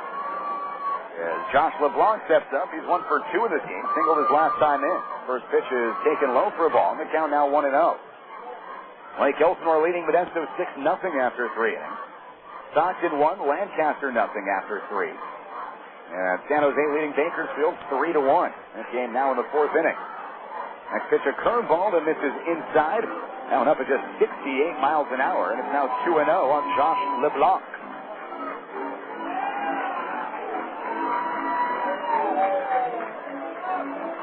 Grant set once more, setting up inside is Donnie. The fastball is taken for a strike, and it's now 2 balls and 1 strike on the center fielder. 4-2, High Desert leads this game, the top of the 5th inning. Mavericks trying to win their 7th game in a row. Throw to first base, not in time. Mavericks' season-high win streak from 2005 was 8 games, and that was in the second half of the season. Mavericks actually swept their last 2 home series. The next pitch is lifted out towards right field. Brian McFall coming on. He slides. Did he make the catch? He absolutely did. Coming back to first base. They're going to try to double off the runner, but it goes off of Rusty Brown's knee. So diving back safely to first base is Cody Fuller. Fuller did not think that McFall had caught the ball, but Brian McFall, another tremendous diving catch in this game. Mavericks defense once again paying dividends, and they're now 2 outs for the Quakes here in the bottom of the 5th inning. Brian McFall slid feet first, and looking at the way the ball left the bat, I didn't think there was much of a chance for any outfielder to have a play on that one. But Brian McFall proves us wrong. So 2 outs now as Ryan Leahy steps in. He's 0 for 2, but has a 6-game hitting streak. Now Fuller thought the ball was trapped. He left first base. The throw back to first. Short hop Rusty Brown. The next pitch is line to left side. That's under the glove of Wilbur Perez into short center field. Stopping at second, however, is Cody Fuller, and that goes as a base hit. That one was well struck. Perez could have gone in front of that one, but chose to backhand it. And it skipped underneath his glove, so that goes as a single for Leahy as Sandoval now steps in. Oh boy, that's a tough play to watch right there after you see Brian McFall giving it his all, laying out, getting dirty in right field. Or Perez should have gotten in front of that last one. I don't care how hard it was hit. Oh, it is easy for me to say up here. I'm not the one faced with a black and blue bruise. So Sandoval now the batter. He's 0 for 2 so far. Out to right field and a diving catch by Ryan McFall to end things in the third. First pitch is poked to the right side. That's a foul ball in the stand. And the count now 0-1 as Sandoval is well out in front of that 69-mile-an-hour drag changeup. So the count now 0-1. Kansas City Royals won today. They won at Houston, beating the Houston Astros, snapping their winning streak. Kansas City 7, Houston 2. Next pitch misses low, gets all the way back to the backstop. That one missed in the dirt. Donnie couldn't get in front of it. That will be a wild pitch. So Leahy to second, Fuller to third. So the tying run now at second base for the Quakes. And Freddy Sandoval, the count at 1-1, hoping to bring in 2 here with a base hit. For Kansas City, John Ellerton with the win. He's now 2-8. Wandy Rodriguez takes the loss for Houston. He's 8-4. No home runs in a game. It saw Kansas City bang out 14 hits. 1-1 to Sandoval. Fastball in there for a strike, and the count now 1-2. Drags the left-hander out in front of Sandoval. Meanwhile, Sandoval batting .400 against High Desert this year with all 3 of his home runs. Next pitch swung on and missed. Craig works out of the jam, and it's going to be a 4-2 Maverick lead heading into the 6th inning. So Sandoval strikes out with 2 runners in scoring position. For the Quakes in the 5th, no runs, 2 hits, no errors, 2 men left. We're heading to the 6th inning. High Desert 4, Rancho Cucamonga 2. Stay tuned, Mavericks fans. The Mavericks sending up Sedolka, Senriso, and Brown right after this.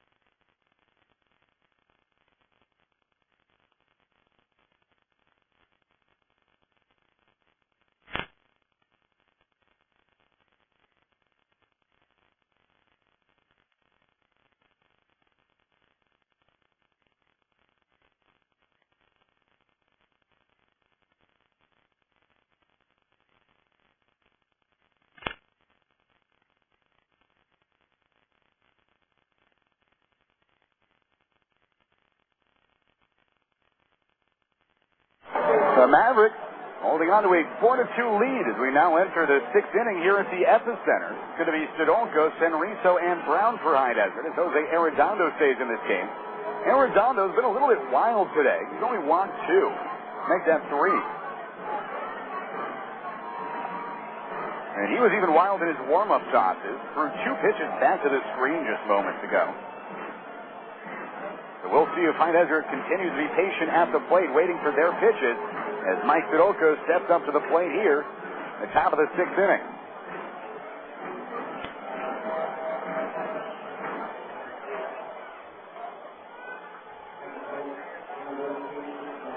Sedolka so far today, 0 for 1, came up with a sac fly for an RBI his last time up as he takes the first pitch up and in. The count now 1-0 after that fastball from Arredondo. That was a 2-seamer up at just 90 miles an hour. The 1-0 pitch to Sedolka, swung on and fouled back. And the count now 1-1. Now that pitch only up at 89. So Arredondo started this game out up at 96, 95 most of the time. Now he's just up at 89, 90.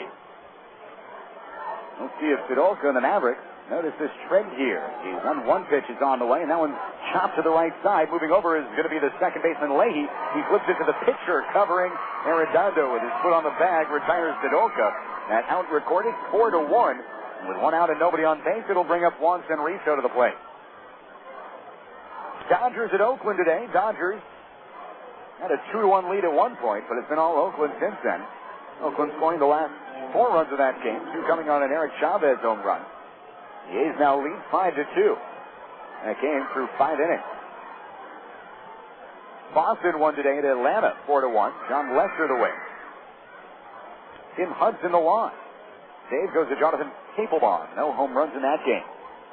First pitch is Henrico. Bounced foul to the left side in front of the Quakes dugout. And the count now 0-1 on the Mavericks center fielder, playing in his first game since Monday evening, after he had to sit a couple out because of a bruised knee. So far this year, the Mavericks have been somewhat fortunate in the injury department. Of course, the Mavericks had to be without the services of Patrick Hicklin and Kyle Crisp, starting pitchers for a little while. The next pitch is a curveball that misses inside, 1-1. But Hicklin has since come off the disabled list, only spent 3 weeks on the DL. And Crisp in his first game back shut the Rancho Cucamonga Quakes down Monday night, going 7 strong innings. The 1-1 curveball, that one in there for a strike, so the count now 1-2. And Henrico, again, getting a healthy dose of curveball from the right-hander. 1 ball, 2 strikes.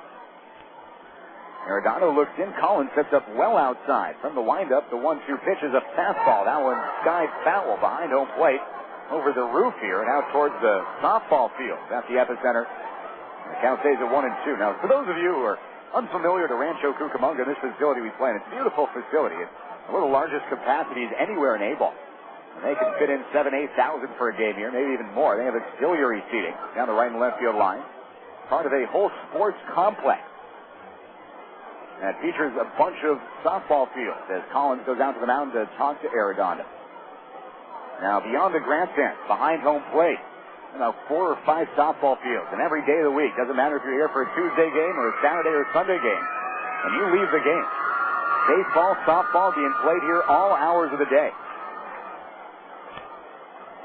The 1-2 pitch on the way, swung on and missed. That was an 85-mile-an-hour changeup. Henrico out in front of it. There are now 2 out for the Mavericks here in the top of the 6th inning. That'll bring up Rusty Brown to the plate. Rusty 1 for 2, singled and scored. That single led off the 5th inning and keyed a 3-run Maverick rally. Again, High Desert leads this game 4-2 as we're now in the top of the 6th.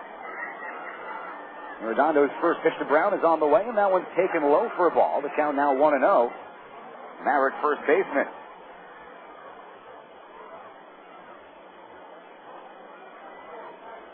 Rusty is solid on base percentage for the Mavericks. Bounces one foul behind home plate. And the count now 1-1. Rusty, even though he came into today's game handing it a .269 mark, which is very respectable for this league, his on-base percentage stood at .350. And that's because he's drawn 29 walks on the year. That's the second on the Maverick squad. The next pitch, a fastball. That one grazed the bat of Brown, went into the glove of Collins. Brown really didn't mean to swing, hardly even came up with a check swing. But it hit his bat, and the count now 1-2 on the Maverick first baseman. Adam Donahue on deck.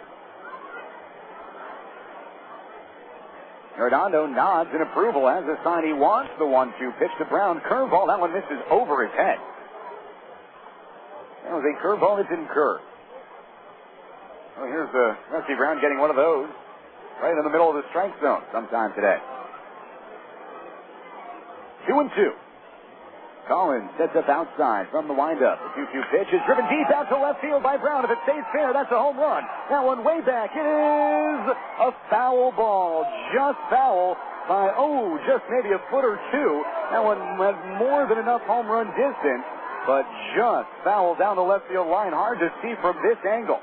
From up here, that pitch looks fair. That ball looks fair, but Mavericks manager Jeff Carter is not arguing that call. And Jeff Carter has just about as good of an advantage point as anybody here, and he was really looking down the left field line to see if that one was in play or not, but it's just a long, loud strike. The count stays at 2-2 against Brown. He just yanked that pitch, just foul by inches. Next pitch swung on and missed on the changeup, and that'll do it for the Mavericks. And as it goes 1, 2, 3 in the 6th, no runs, no hits, no errors, no men left, heading to the bottom of the 6th inning. The score, 4-2 High Desert for the Quakes. Collins, Rodriguez, Riley, the 4, 5, 6 batters coming up right after this. Stay tuned.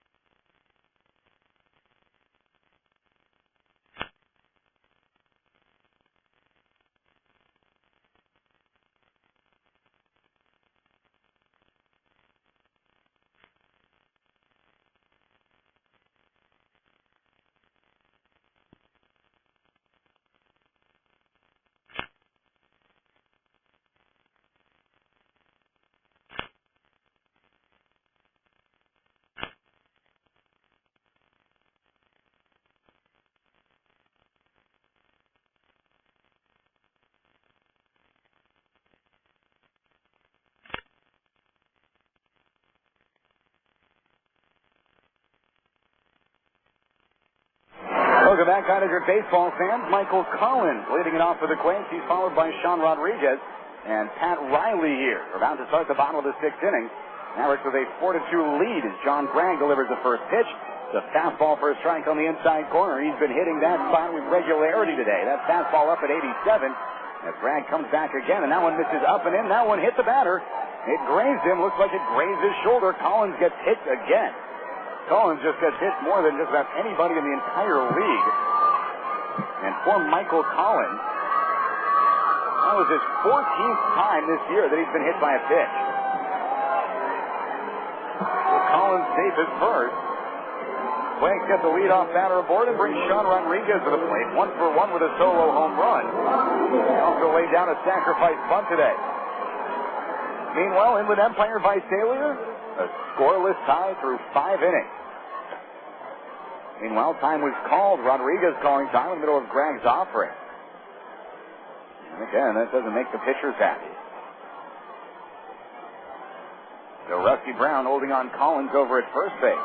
Gregg is set, the first pitch on the way, and that's a fastball strike on the corner. Well located. The count now 0-1 on Sean Rodriguez.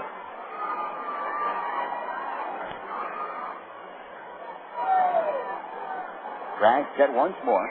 The next pitch. Fastball just misses low. And the count now evened up at 1 ball and 1 strike. High Desert hoping to keep pace and come up with a victory today in their pennant chase. Mavericks entered play today, 1.5 games behind the Inland Empire 66ers. High Desert has 3 left, Inland Empire 4. That's 4th Inland Empire game against High Desert on Monday. Hit on the ground to the right side. Perez to Falu for 1 to throw to Rusty Brown in time, and the Mavericks turn the 4-6-3 double play. And quickly for the Quakes, there are 2 outs with nobody on base here in the 6th inning. Taylor made double play. That's the second the Mavericks have turned tonight. Both have been 4-6-3. And with 2 outs and nobody on, that'll bring up Pat Riley to the plate. Riley 1 for 2 today, a single in the 2nd inning. Bounced out to first base in the 4th. Left-handed batter, left-handed pitcher. Gregg's first pitch on the way. That one misses low and away. And the count now 1-0. It looks like a changeup from Gregg. Floated outside of the strike zone.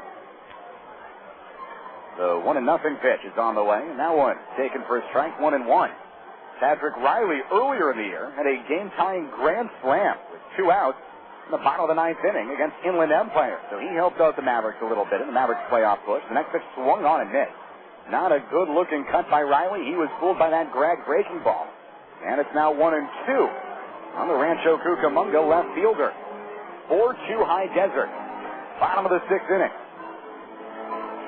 Mavericks still scoreboard watching. We need a High Desert win, and Inland Empire lost tonight. The 1-2 is a chopper behind the mound. Charging the ball is Perez. He barehands it. The throw to first is well high of Rusty Brown. He did not have to barehand that ball. He could have taken it with his glove.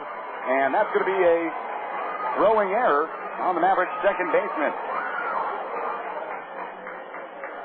It was a nifty play to see him barehand that ball, but he didn't need to do that. He had time. He could have thrown him out at first. That ball wasn't exactly a slow roller. It wasn't hit that hard to the right side. It was a chopper. And Perez made the mistake of barehanding it. His throw was well over the head of Rusty Brown, with the ball ricocheted right back to Brown. Brown held Riley over at first base. Mavericks' first error of this game as Ben Johnson steps in. Johnson turned around. He's now batting from the right side. Johnson batting only .222 here at home. He's 0 for 2 so far tonight. Bounced into a double play back in the 2nd inning. Gregg looks over at first, and back in time without a dive is Pat Riley. Milwaukee won at Cleveland today, 6-4. Chris Capuano over CC Sabathia. Eric Turnbow at 20th save. Home runs by Johnny Peralta, Corey Koski, and Carlos Lee. The next pitch is a changeup taken for a strike on the outside corner. And the count now 0-1 on Ben Johnson. 4-2 High Desert, bottom of the 6th inning. 2 outs, runner on first for the Quakes. Gregg set once again. The 0-1. A curveball, that one in there for a strike. 0-2 now. That curveball a little bit higher up in the zone. Looks like that one almost down the middle when it crossed the plate. Almost looked like a hittable pitch for Johnson. But he was frozen up by it. 0-2 now. See if Gregg drops down to that sidearm delivery here. No, he does not. The next pitch is lined down to the left side. That's a base hit in the left field. On an 0-2 pitch, Ben Johnson singles to the left side, and that'll bring up Cliff Remley to the plate. Try and come up with a key two-out base hit to score Pat Riley from second. And Riley has pretty good wheels out there on the base pass. It is a lefty versus lefty matchup. Remley so far today 1 for 2. Singled his last time up. That was in the fifth. Quakes in the 4-game series in Adelanto stranded 41 runners on base. So far tonight through 5 innings, they stranded 4. Mavericks hoping to add to that total here. Runners at first and second, 2 outs. Greg's first pitch to Remley, swung on and missed on the curveball. Down now 0-1 as Remley well out in front of that last pitch. Greg hoping to go 6 strong for the Mavericks. Nobody warming up right now in the Mavericks bullpen. Greg has done a good job getting the Mavericks to this point. All right, Hazard has the 4-2 lead here in the bottom of the 6th. Greg ready again, setting up inside Donnie. Pitch is fouled off to the left side, and the count now 0-2 on Cliff Remley, the first baseman for Rancho. Remley, a versatile player, though. He can play outfield as well, plays first base, right field, and left field in the series against the Mavericks. Remember, the Quakes in a bit of a pinch because Drew Toussaint still has the flu. Mavericks aren't complaining. He was hitting .380 against Hazard. Next pitch, poked foul. Back behind home plate. And the count stays at 0-2 on Remley, and that was one of Greg's really 3-quarter delivery slots. Dropping down to deliver that pitch.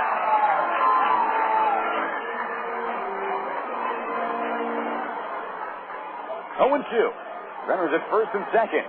Grant comes home again. The pitch is lined to the left side. That one is just foul by 6 inches or so. Down the left field line, and that would have scored 2 runs.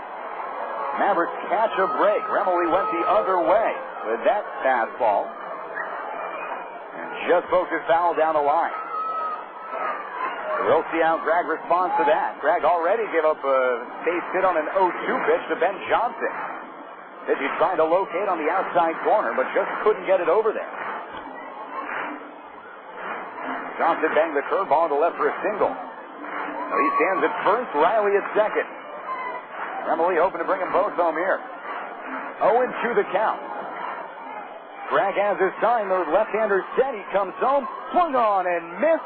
The ball dropped by Donahue. The throw to first base is in time, and that's going to do it for the Quakes in the 6th inning. No runs, 1 hit, 1 error, 2 men left on base. Quakes have now stranded 6 through 6 innings. Hazard keeps them off the scoreboard again. We're heading to the 7th. 4-2, Mavericks lead it. We'll be back on Talk 960 at hdmavs.com right after this.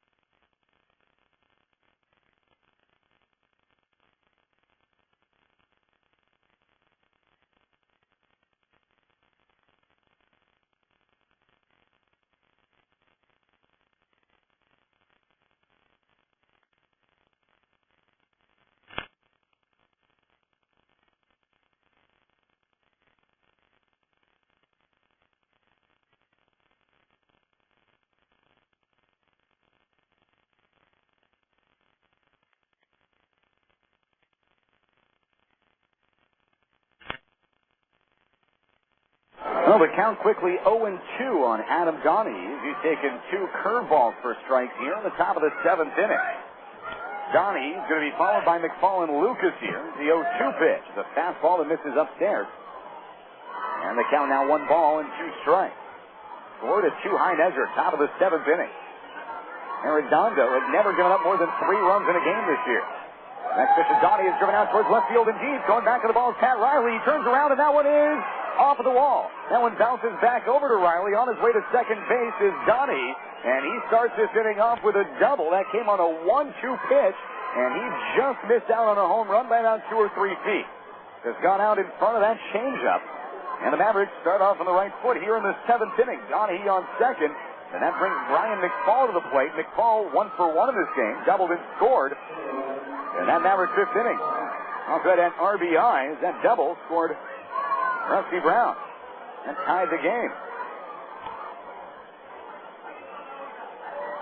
1 pitch on the way. That one swung on the miss. And the count now 0-1 on right fielder Brian McFall. That was a fastball up at only 90 miles an hour. So Arredondo has lost some velocity since the start of this game. And he was up at 95, 96. Now he's really only hitting 90, 91, 92, and the Mavericks are jumping on him. Looks at second, the 0-1 to McFall. Swung on and missed, and now it up at 91. So it's now 0-2 on the Mavericks slugger. Who now has a 5-game hitting streak.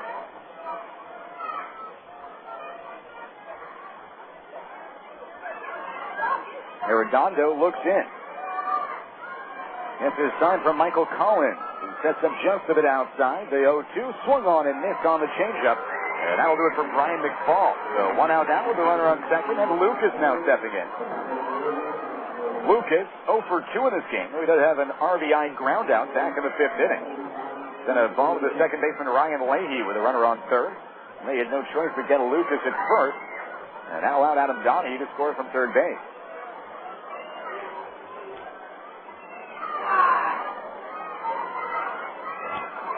Arredondo looks back at second. The first pitch to Lucas is a ground ball to the left side.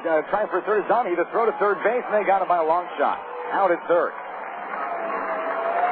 Now Donnie made the base-running mistake of running on a ball hit in front of him. And Sean Rodriguez had an easy toss. Rodriguez to Sandoval. The out recorded 6-5 as Lucas finds first base.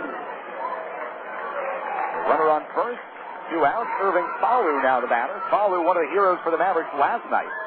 Again, he came up with a grand slam. That grand slam was when the Mavericks were down 8-2. Brought them back within 2 runs in that game. And that was just a shot that was whipped over the right field wall. A fastball up in the zone, and he just destroyed it. Go to first base, not in time. Lucas dives back safely. So head on the season. Has stolen 8 out of 11 bases. 4-2 high desert, top of the 7th inning.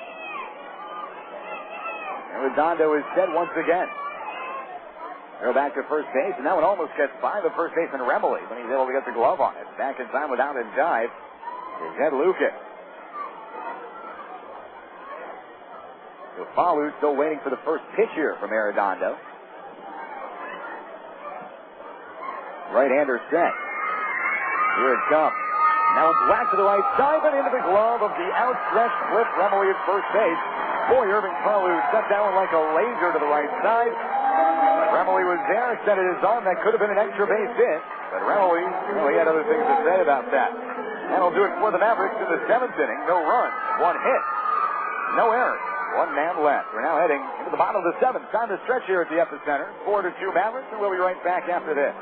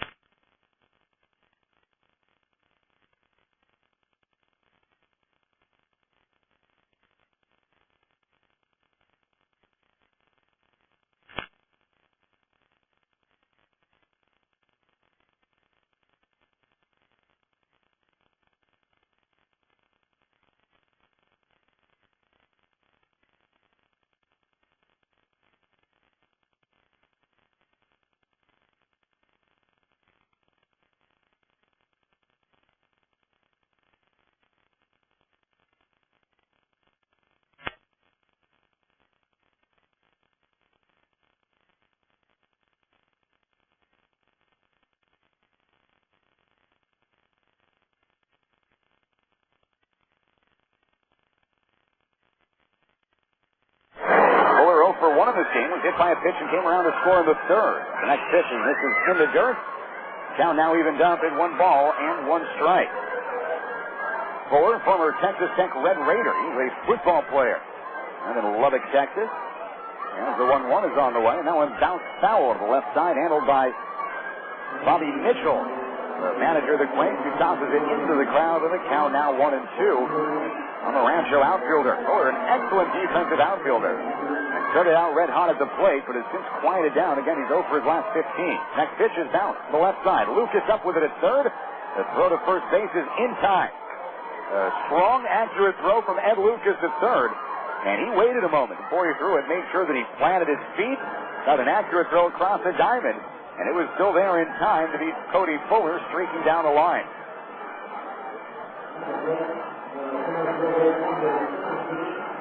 So 1 out now for the Quakes here in the 7th, and that'll bring up Josh LeBlanc to the plate. LeBlanc 1 for 3 so far today. First pitch from Gregg. Is it on the ground to the right side? Scooping that one up at second as Wilbur Perez. The throw to first is in time. That one almost brought Rusty Brown off the bag. It was to the wrong side of first base. The Brown would have liked it, but he's able to recover, make the catch.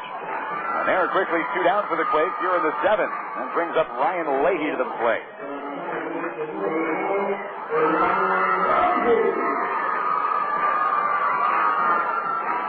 Leahy 1 for 3. That extended his hitting streak to 7 games. He also had a ground out for an RBI back in the 3rd. There's Gregg offering. It's on the ground to the left side. Off with it is Lucas. The throw across the diamond is in time, and that's another strong inning by John Gregg. Gets him 1, 2, 3. How many pitches did that take? 4, 5? 5 pitches? 6 pitches. That was a 6-pitch inning for John Gregg. And we're through with 7 here in the epicenter. 4-2 in favor of the High Desert Mavericks. Don't go anywhere, Mavericks fans. We'll be right back after this commercial break.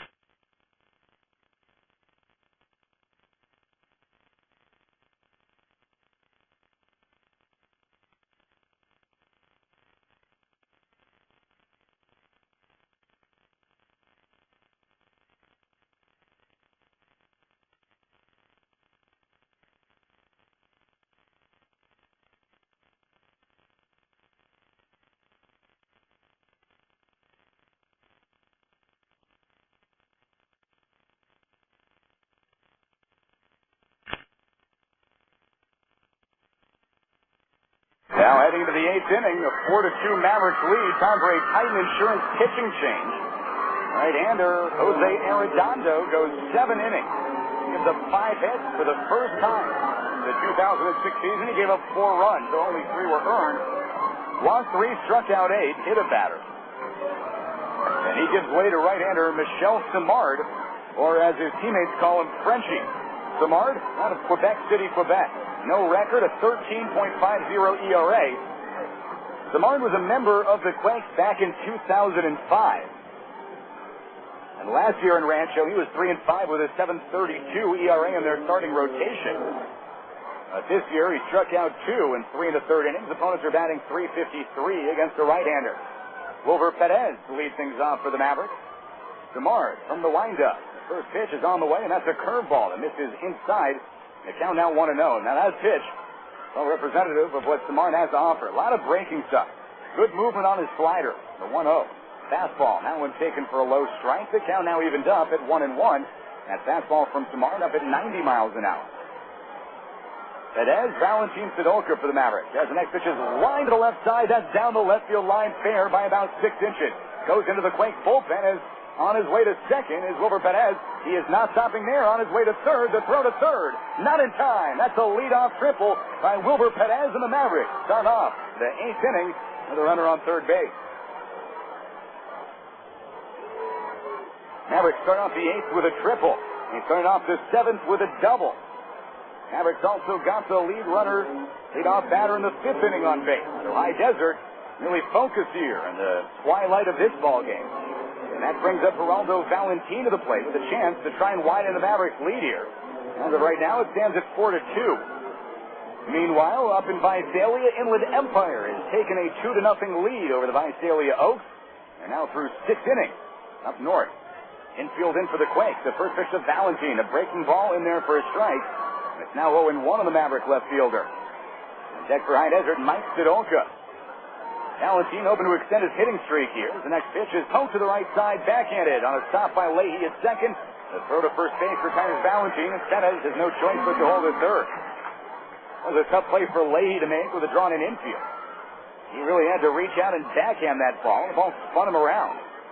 But he was still able to throw a strike over to first base, so it's now time for Mike Sadolka to try and come up with a base hit with a drawn-in infield. And that might be a scary proposition for the Quakes infielder, considering just how hard Mike Sadolka hits the ball. All-Star at the plate. First pitch on the way, and that one's a fastball. It's taken low. The count now 1-0 on the Mavericks designated hitter. Sadolka's .420 on-base percentage, the second best in the league. He has not yet reached base today. The 1-0, check swing, and a ball that misses low and in. No appeal, and the count now 2-0. Sadolka is .523 slugging percentage. That ranks 5th in the league, adding .326 on the road this year. The 2-0 misses well outside. 3-0. It almost looks like the intentional walk here. And Sadolka now had 3 balls and no strikes. Are they just going to intentionally walk him? Yes, looks like it. Michael Collins stands up, and that's going to be an intentional base on balls as Sadolka heads on over to first base. The runners now at the corners for Juan Tenrizo. Well, that walk could have been a double-edged sword here against the Quakes. And you have to deal with Juan Tenrizo, the Mavericks' leading home run hitter, with 2 men on. Tenrizo also has 7 doubles for the Mavericks. Leading the Mavericks in doubles is Mike Sadolka, and he stands in over at first. Ed Lucas has 15. The middle infielders looking for that double play, but not playing that close to the bag. Second baseman Leahy closer than the shortstop Rodriguez. First pitch on the way to Tenrizo. Swung on and missed on a slider that was about a foot off the plate. Tenrizo didn't come very close to making contact with that one. And it's now 0-1. The Mavericks center fielder. 4-2 High Desert, top of the 8th inning. Runners at the corners. Tenrizo moving for a key base hit here. The 0-1 is driven out towards right field. That's a foul ball, however, over towards the Mavericks bullpen. It looks like Cody Fuller going to let that one bounce in the pen. Couldn't get there in time. So it's now 0-2 on Juan Tenrizo. Mavericks do not want to waste the leadoff triple by Wilbur Perez. Tenrizo called upon here to try and bring the runner from third home.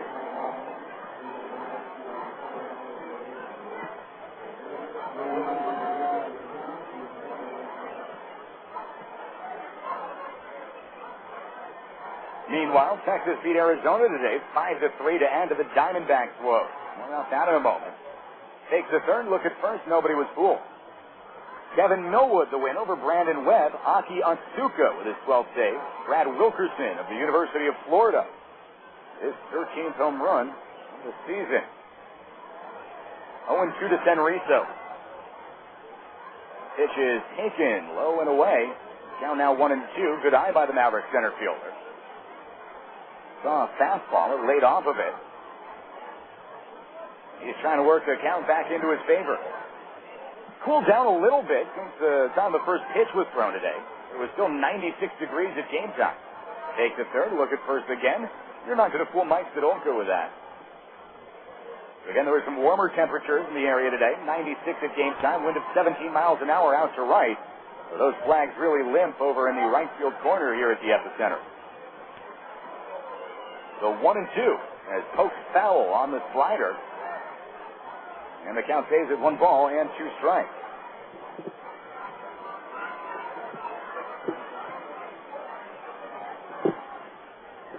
Yeah, the temperature right now, 85 degrees. So still just a pleasant evening out there. Well, these are the reasons you come out to the epicenter. Nights like tonight. It's an excellent night to be a fan. You look around, everybody having a good time, even though the home team, they trail the Mavericks here. The 1-2 to Centerizo again, taken low on the fastball. Good eye by Juan. And it's now evened up at 2 balls and 2 strikes. In the lone National League game today, St. Louis beat Colorado 8-1. They got 6 runs at the bottom of the 8th to break it open. Jason Marquise the win. Aaron Cook the loss. Brad Hoff, his 13th home run of the year. The 2-2 to Centerizo. That one misses low and inside. That's ball 3. Full count now as Centerizo is waited out Michel Simard here and worked the count from 0-2 to full. On deck for High Desert, Rusty Brown, who just missed out on a home run. Really just by inches down the left field line on a ball that was just slammed off of Jose Arredondo out towards the left field corner. The 3-2 with the runner going is lined to the right side, but foul down the first base line. That ball foul by about 4 feet. So Sidolka going to have to head back to first base, and Centerizo continues his solid effort at the plate here against right-hander Michel Simard. The Los Angeles Angels of Anaheim do extensive scouting internationally, and on this team there are 2 French Canadians as well as Australian. They also had another Australian on the team last year, and Rich Thompson. Chopper to the left side. Charge of the ball is shortstop is Sean Rodriguez. He goes to second, but the ball is dropped at second base by Leahy. Everybody safe. Scoring on the play is Wilver Perez, and the Mavericks now lead 5-2. Meanwhile, big collision at second base. Silka slid in hard to Leahy.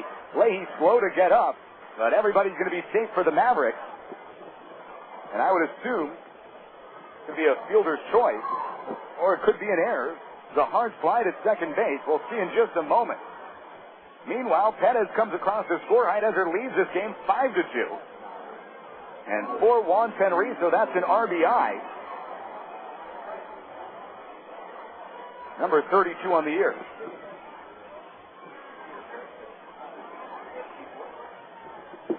And that will go as an error to Ryan Leahy. Mavericks inning continues. Sidolka at second base. A good hard slide by the Mavericks first baseman. He just does everything right on the base path. As Rusty Brown drives with a deep right field. Cody Fuller now in the corner. And he makes the one-handed catch, but falls down, holds on to the ball. That allows Sidolka a little bit extra time to get over to third base. Cody Fuller slipped and fell in that last one. It looks like the Mavericks bullpen might have something to say about that to Cody, who turned around and said something back to the Mavericks pen. And so High Desert now has runners at the corner. With Adam Donahue stepping in, he doubled his last time up.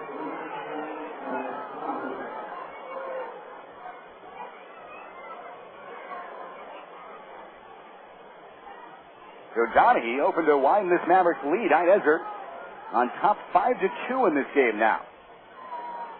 Open to keep pace with Inland Empire, who leads 2-0 over Visalia after 6. Throw to first base, not in time. As for the local team, San Diego at Anaheim today. The Padres and Angels tied at 4 now in the 7th inning. Dodgers still trailing Oakland 5-3. Another throw to first base, and once again, Brown back safely.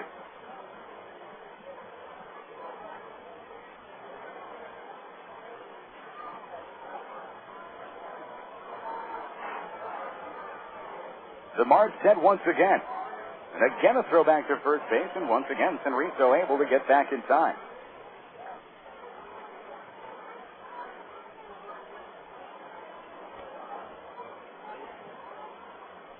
Donahue at the plate. Again, someone the Mavericks want to have up in the new situation. Donahue, the Mavericks veteran, and has made great adjustments over his year and a half as a Maverick. Has shown an increased ability to hit breaking stuff. Take the third, look at first. Well, Michelle Samard is 0 for 3 so far in this inning.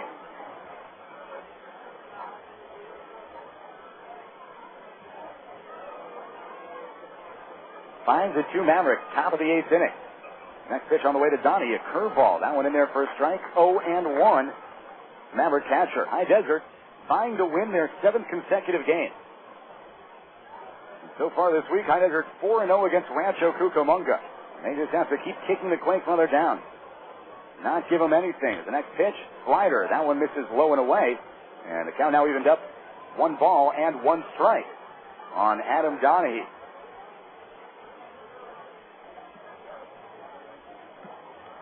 Detroit won at Chicago today in an afternoon game, 5-3 over the Cubs. Nate Robertson over Glendon Rush in that game. Todd Jones his 18th save. 1-1 to Donahue, misses well inside. 2-1 now. James with a home run for Detroit. Henry Blanco and Aramis Ramirez with home runs for the Northsiders. 2-1. With a runner faking. The pitch is taken low, but it gets away from the catcher Collins. He gets there in time, though, to keep the runners at bay. And that pitch didn't get too far behind Collins. Really just ended up near the cue behind home plate. Of course, there's the Quakes logo directly behind where the umpire is standing, and that's about how far the ball got away from Collins. The count now 3-1 on Adam Donahue. Brian McFall stands in on deck.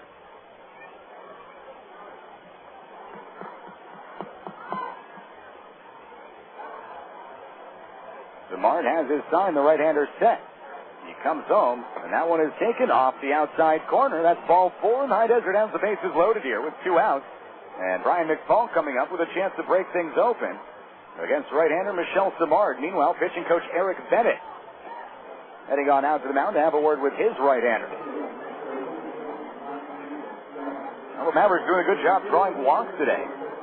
The 5th walk drawn by the Mavericks. Brian McFall was also hit by a pitch earlier in the game. Well, the Mavericks waited until their 67th game of the season to hit a grand slam. They finally got one last night. Irving Falu connected on one line drive shot over the right center field wall. Well, here's having 2-2 night. Although High Desert, boy, we just settled for a single here. Any way to drive a run home here. 5-2 High Desert. Still top of the 8th inning. Bases loaded for Brian McFall. McFall 1 for 5 with the bases loaded this year. The first pitch is taken low and in. And the count now 1-0 on the Maverick right fielder. For High Desert, 5 runs on just 6 hits with 1 error. The Quakes 2 runs on 7 hits with 2 errors. Then once again is Samard. The next pitch is swung on and fouled off into the Quakes dugout. And it's now 1 ball and 1 strike on the Maverick outfielder. Tampa Bay won at Philadelphia today, 10-4. Shields the win. Cole Hamels the loss. A couple home runs. Julio Lugo with 2 for Tampa Bay. Damon Hollins also had 1. 1-1 the count as Samard comes home again. Now 1. Seen into the strike zone. McFall wanted nothing to do with that. That was a 90-mile-an-hour sinker. And it's now 1-2 on the Maverick right fielder. McFall yet another extra base hit today. A double in the 5th inning. And not going to run. He also scored in that inning. So another productive night at the plate. The 1-2 is whacked down the third base line, and that's going to go for extra bases. 1 run in. Coming around to score is Juan Senrizo. And holding at third base is Donahue. But that's a 2 RBI double by Brian McFall. And the Mavericks, with 3 runs in the top of the 8th, have broken this game open. Now 7-2 High Desert. Ryan McFall, master of the double, comes up with yet another one for Brian. Double, number 14 on the year. Make that 15. And RBIs 34 and 35. And High Desert now leads by 5. Still runners at second and third base as Ed Lucas steps in. Samard has allowed 3 runs so far this inning. The first pitch is taken for a strike. The count 0-1. These runs, though, unearned to Samard, as there was a fielding error by Ryan Leahy. 0-1 the count to Lucas. Samard set again. The next pitch is on the way, and that's a fastball for a strike on the corner. Things now evened up at 1-1. Lucas so far today is 0 for 3, though he did have a run-scoring ground out back in the 5th. So even when Lucas isn't coming up with base hits, he's still productive. Evidence by tonight, that was his game last night, where he drew 2 walks, scored 2 runs. So 1-1. Swung on and missed on the breaking pitch. And that'll do it for the Mavericks in the 8th inning. But High Desert gets what they need. They send 8 men to the plate. 3 runs come across the score. They were all unearned. Those 3 runs, 2 were unearned. Those 3 runs, they came on just 2 hits. There was 1 error. 2 men left on base heading to the bottom of the 8th inning. John Bragg heading back out to the mound. 7-2 in favor of High Desert. Don't go anywhere. We'll see if the Mavericks can keep the Quakes off the scoreboard right after this.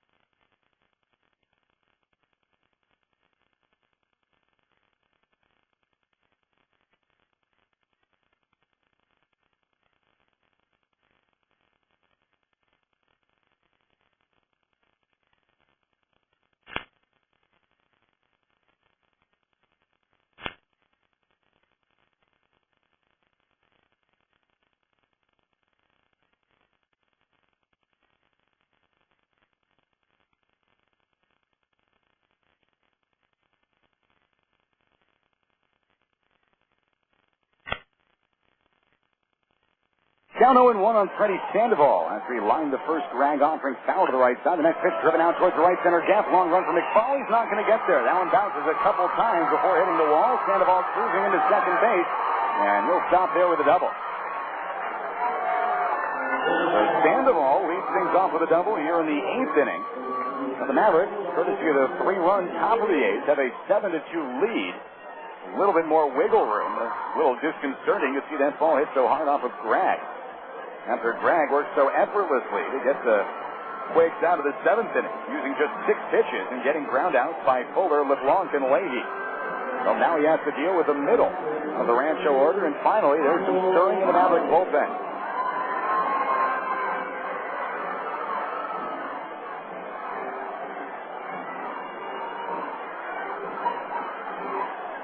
Runner on second base, nobody out, 7-2 High Desert. Greg looking in.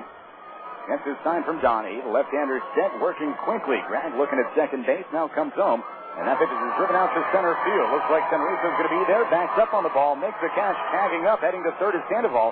But he wisely goes back to second base. You do not test the arm of Juan Senrizo, even if his throw was a tiny bit off target, and it was. And by tiny, well, I mean considerably. That's still not an arm you want to test. Senrizo is 8th outfield assist. They're second in the league. Only Sean Cumberland of Visalia has more. So 1 out now. Runner still at second. Sean Rodriguez, the batter. He's 1 for 2 in this game with a solo home run. First pitch is a fastball that misses low. And the count now 1-0 on the Quakes shortstop. Bill says 2-0. Inland Empire over Visalia. They're still in the 7th inning, but we'll keep you updated on that one. The next pitch is skied out to center field. Backing up on the ball is Perez, as is Falu. Falu calls him off, but finally it's Senrizo that calls them both off, and he makes the catch. And right before he made the catch, Irving Falu, he dove out of the way of that ball as if there were a grenade landing here. Just really somersaulted out of the way of that ball. Didn't want to impede on the progress of Juan Senrizo and trying to get there. A good play by Irving, getting out of the way. So 2 down now. They're still at second, and that brings Pat Riley up to the plate. Riley 1 for 3 today. Last time up, he reached on an error by the second baseman, Wilbur Perez. That was a throwing error. The ball he barehanded.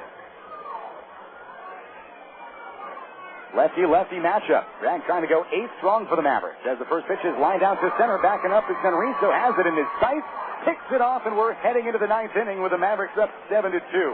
For the Quakes in the 8th, no runs, 1 hit, no errors, a man left. John Gregg, 8 masterful innings once again. We're heading into the 9th, 7-2 High Desert. I'm John Rosen, the voice of the Mavs. I'll be back in a pinch.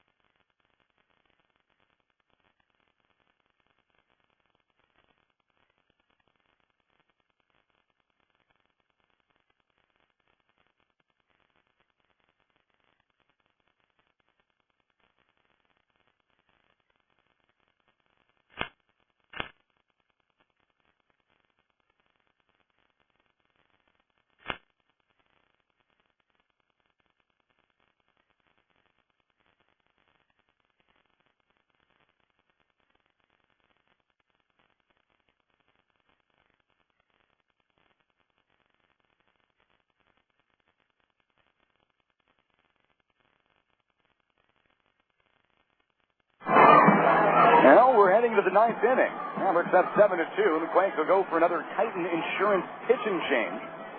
Michel Simard lasted an inning.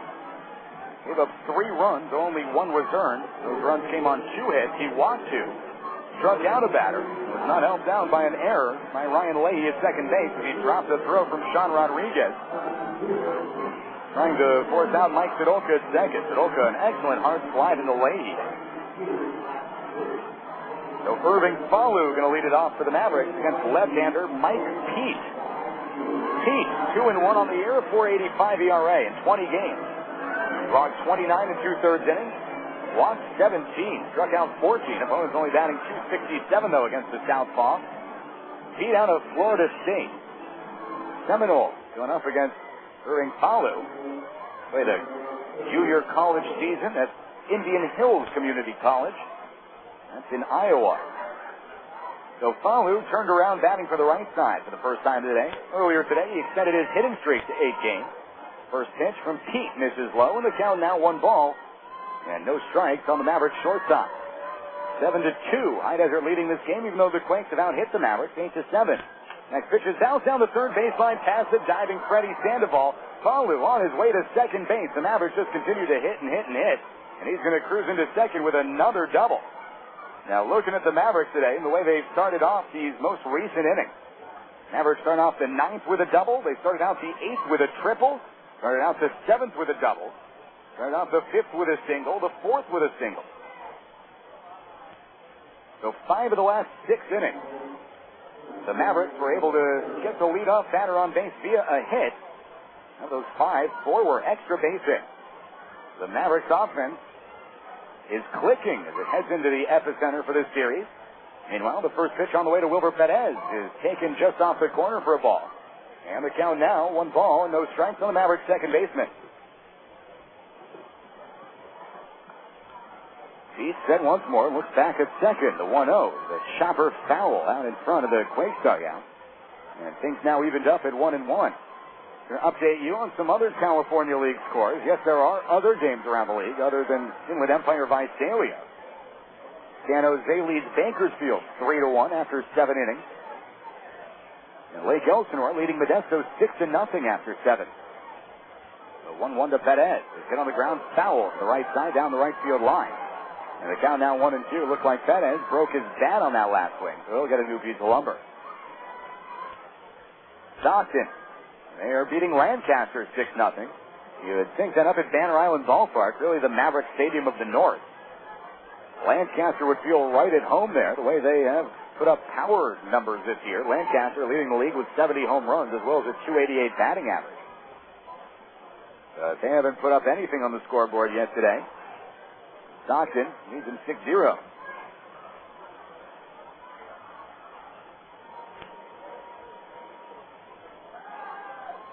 So Perez back in the batter's box has a new piece of lumber. Left-hander Pete is set once again. Looks back at second, the 1-2 pitch. Misses up and in. And the count down 2 balls and 2 strikes on Wilbur.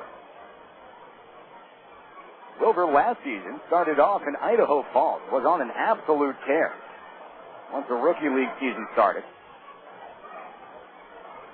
That's .350, over .350 last season before moving over to the Midwest League. The next pitch is line to the right side, but that's into the glove of Ryan Leahy. The throw to shortstop, trying to double off Falu, not in time. Rodriguez wasn't exactly yet back at the base. So Perez lines out to the right side.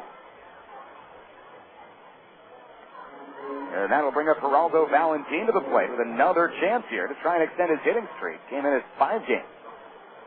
Valentin really a bright spot against Rancho this year, batting .355 against the Quakes. Time has been called.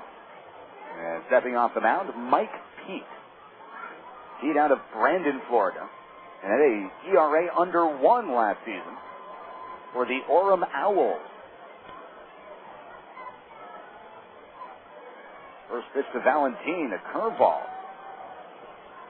That one looked good from up here. It doesn't find the strike zone according to home plate umpire Jeff Lascola. The count now 1-0 to Geraldo Valentin. Pete set again, looks back at second. The next pitch taken low and in. And it's now 2 balls and no strikes on the Maverick left fielder. 7-2, High Desert leads this game at the top of the 9th inning.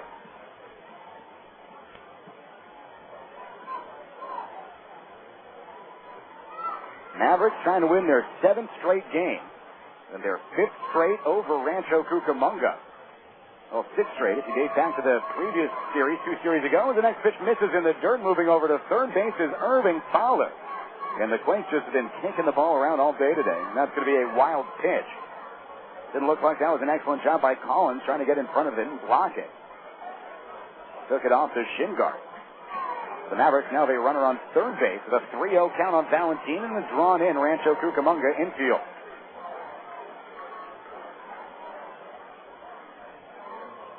Next pitch misses low. That's ball 4. So Valentin draws the walk. He reaches base for the first time today.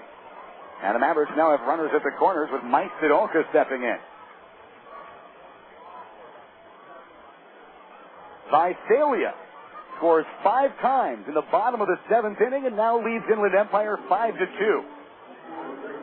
And that could mean big dividends here in the Mavericks playoff hunt. Inland Empire had just jumped out 2-0. But Visalia responds, 5 runs in the bottom of the 7th inning. But still plenty of baseball to be played here at the epicenter. And plenty to be played in Recreation Park. So Mike Sidolka now batting with runners at first and third. And just 1 out here at the top of the 9th inning. Collins flashing signs to his infielder.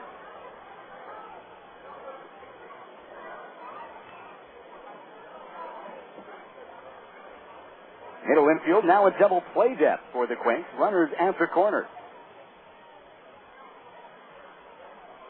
The first pitch on the way to Sidolka is taken low and inside for a ball. The count now 1-0. The Mavericks designated hitter. Mavericks just trying to sneak in the back door to the first half title in the California League Southern Division. The 1-0 to Sidolka swung on and missed. And the count now 1-1. Now 10 days ago, the Mavericks were 7.5 games out of first place. Entering tonight just 1.5. And well, they could be even closer if things stay the way they are. The 1-1 to Sidolka is swung on and missed. That was an 84-mile-an-hour changeup from Pete. And Sidolka now behind in the count, 1 ball and 2 strikes.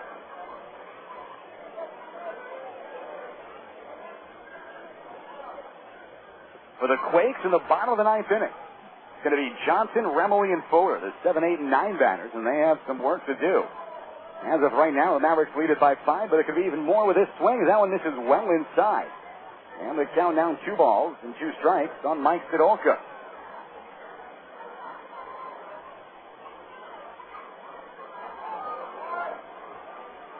The 2-2 pitch misses low and away, and the count now 3-2. So High Desert on the verge once again of putting the bases loaded. Juan Fenrizo stands in on deck. Full count. Heat is set. Lefty versus lefty. And that one swung on and fouled back against the screen. The count stays at 3-2. So Visalia finally erupts for 5 runs in the bottom of the 7th. Through the first 6 innings, they had been held to 1 hit. They finally got to Nottingham in the 7th. The 3-2 to Sadolka misses in the dirt. Bases now full of Mavericks. Valentine to second. Sadolka to first, and that'll bring up Senriso. Another walk drawn by the Mavericks today. So the Mavericks are going to come well short of the most walks they've drawn for the high on the season. In a game back here at the Epicenter on May 13th, the Mavericks drew 12 walks, and none of those runners came across the score. And that's almost impossible to do. Now the Mavericks slugger, Juan Senriso now at the plate. The base is loaded and only 1 out here at the top of the 9th. Mavericks continue to try to kick the Quakes while they're down, and that's what you have to do to this struggling team. First pitch on the way to Senriso, and that one misses up and in. The count now 1-0. Mavericks have been poor on the season with the bases loaded, but they got the grand slam last night. And a double with the bases loaded by Brian McFall earlier today. The 1-0 misses outside, and the count now 2 balls and no strikes. Mike Keith now behind Juan Senriso. When the year started, Keith was really one of the setup men. And a key guy that they would turn to in the 7th and 8th innings. But he's pitched himself out of that role.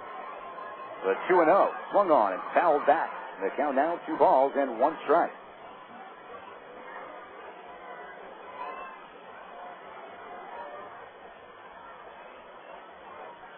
Well, the A's tacked on 2 more runs on the Dodgers. They now lead LA 7-3.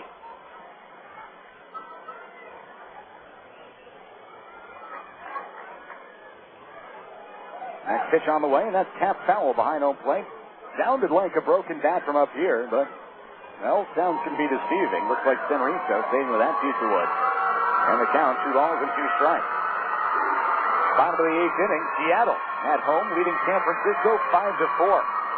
Minnesota won earlier today at Pittsburgh. Twins 4, Pirates 2. Francisco Liriano the win. Ian Snell the loss. Joe Nathan the save. Home run by Jack Wilson of the Pirates was a 6. The 2-2 to Senriso. The chopper to the left side. Charges the ball is Rodriguez. He goes to Leahy for 1. The return throw to first is in time. And Senriso with the bases loaded. Grounds into the 6-4-3 double play. And that'll do it for the Mavericks in the 9th inning. No run. Mavericks come up with 1 hit. There were no errors and 2 men left on base. We're now heading to the bottom of the 9th. We'll see if the Mavericks can hold on to the lead here. The 7, 8, 9 hitters for the Quakes coming up right after this. Stay tuned.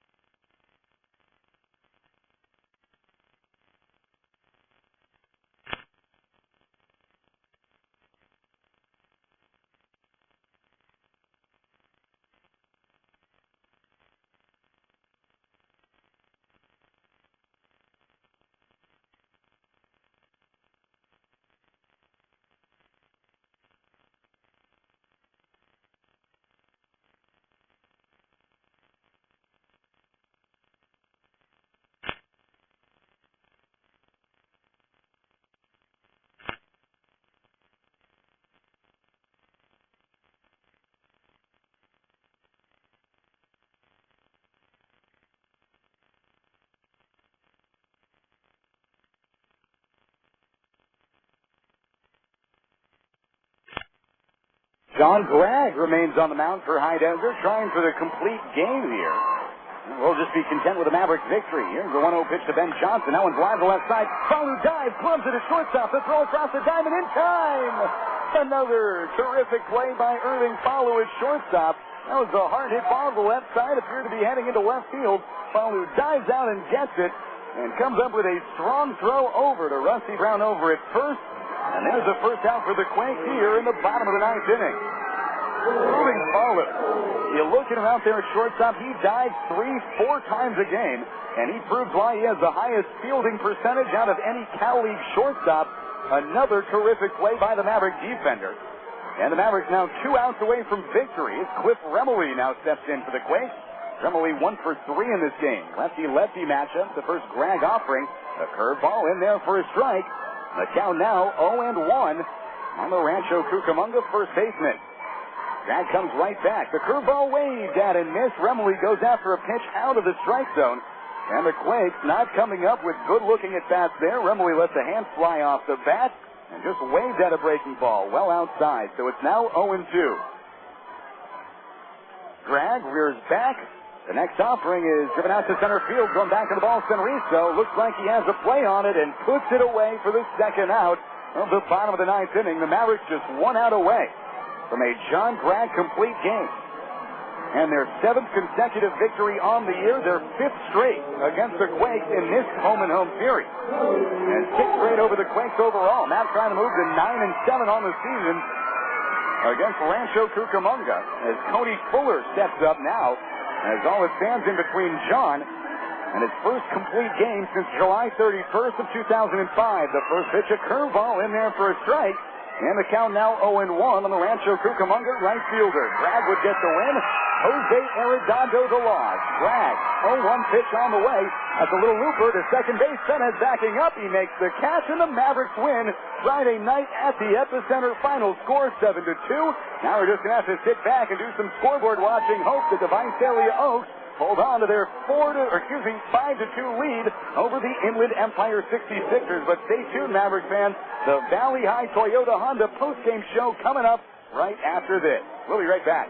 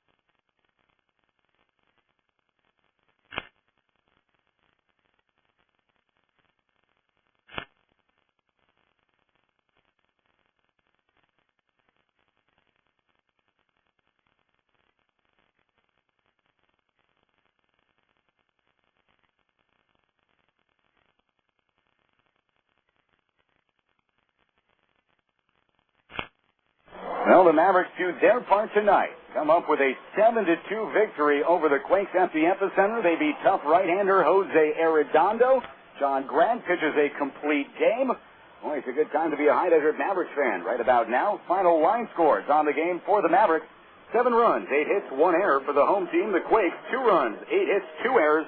Winning pitcher in the game, John Grant. Now 2-3. A complete game for the left-hander. He beats Jose Arredondo. Arredondo 4-5 on the year. Time of the game, 2 hours, 33 minutes, and a crowd of 4,547 on hand to watch the Mavericks with an excellent effort tonight coming up with their 7th consecutive victory. And that's the longest winning streak for the Mavericks since an 8-game winning streak in August of 2005. Mavericks going to try and equal that tomorrow night. So 7 straight by the Mavericks. Mavericks now 5-0 against the Quakes in the 7-game home-and-home series as High Desert moves to 37-31 on the year. That guarantees that the Mavericks will finish with a better first half than they did last year when they finished 36-34. Meanwhile, Rancho Cucamonga, they fall to 32-36, and that will probably be a very quiet Rancho Cucamonga clubhouse as they think about what happened today, as they had a very good chance to come up with a strong game today. They had their ace on the hill, pumped up, coming back home, but they fell flat, did not get a good defensive effort. Their relief pitching did not keep runs off the scoreboard, and High Desert finishes up with a 7-2 victory.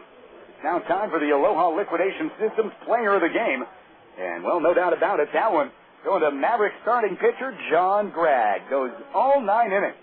In this game, Gregg gives up just 8 hits, 2 runs. We're going to take a look at the strikeout count right here.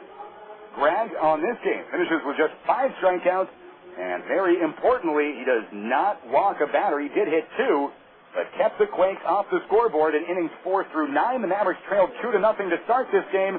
Mavericks scored the final 7 runs. The 7 runs unanswered as High Desert goes for their 5th consecutive victory in this 7-game home-and-home series against the Quakes. Their 6th consecutive victory overall against Rancho Cucamonga. So congratulations, John Gregg. You are the Aloha Liquidation Systems player of the game. It's also time for the High Desert key hit of the game, and there were a couple of them. We want to give this to Brian McFall for another excellent effort for the Mavericks tonight. 2 more doubles for McFall. Doubled in a couple of runs with the bases loaded in the 5th and allowed the Mavericks to tie the game and go ahead by 1 in the 5th inning. Brian McFall, again, another excellent outing, finishes 2 for 3. 2 RBIs, a run scored. Congratulations, Brian. And boy, is he just seeing the ball so much better than he did a couple months ago. Brings to mind the start that Chris Lebansky had to the season last year. Of course, Chris Lebansky batting about 180 through the first 2 months of the year. And then after that, Lebansky turned things around, ended up leading the minor leagues with 116 runs batted in. Now, not to say that McFall is going to have that type of resurgence in the second half, where he can put up those monster type of RBI numbers, but he is just turning in to one of the Mavericks' most productive and consistent players in offense now over the last couple weeks or so, and his offensive production, part of the reason that the Mavericks have witnessed this resurgence so close at the end of the first half. And we're going to check the scoreboard, the out-of-town scoreboard once again. Of course, that is that one very important game that we're all keeping track on. And, well, I got to tell you, it's still 5-2 Visalia over Inland Empire. We're going to keep checking back and forth at that one and see just exactly how that one ends up in California's Central Valley. We'll want to say a big thank you to everybody who helped make this production such a success. Big thank you goes out to everybody back in our Victorville studios. Big thank you goes out to Roxanne Scafidi for coming up with the program today. Roxanne, board operator, producer, good job today. Thank you very much. And everybody else back at our Victorville studios on Hesperia Road, big thank you goes out as well to Joe Pagano. Joe Pagano, as well as Jeremy Watson and Barb Stanton. Big thank you as well to everybody back in the Mavericks front office. Have a fun time in Las Vegas this weekend. Thank you also goes to Rob Sinclair, play-by-play director for the Rancho Cucamonga Quakes. Thank you as well to Cameron. Well, I forget his last name, but the official score here as well in Rancho Cucamonga. And a thank you to everybody tuning in out there in Radio Land listening to the Mavericks' 7th consecutive win. Well, we'll see if we can do it again one time tomorrow. Mavericks trying to extend the winning streak to 8 straight. Mavericks going to send ace right-hander Billy Buckner to the mound. Buckner 7-1 with a 3.65 ERA. He'll be countered by Quakes right-hander Fernando Rodriguez. He is 6-3 with a 4.60 ERA. Well, that's going to do it for us up here in the booth in Rancho Cucamonga. My name is John Rosen, the voice of the Mavs. Thanks so much for tuning in again tonight. Mavericks win 7-2. Stay tuned for some local programming on Talk 960. We'll be back here tomorrow. Pre-game show, 7 o'clock. First pitch at 7:05. Until then, be well, be safe, and go Mavs. Bye-bye, everybody.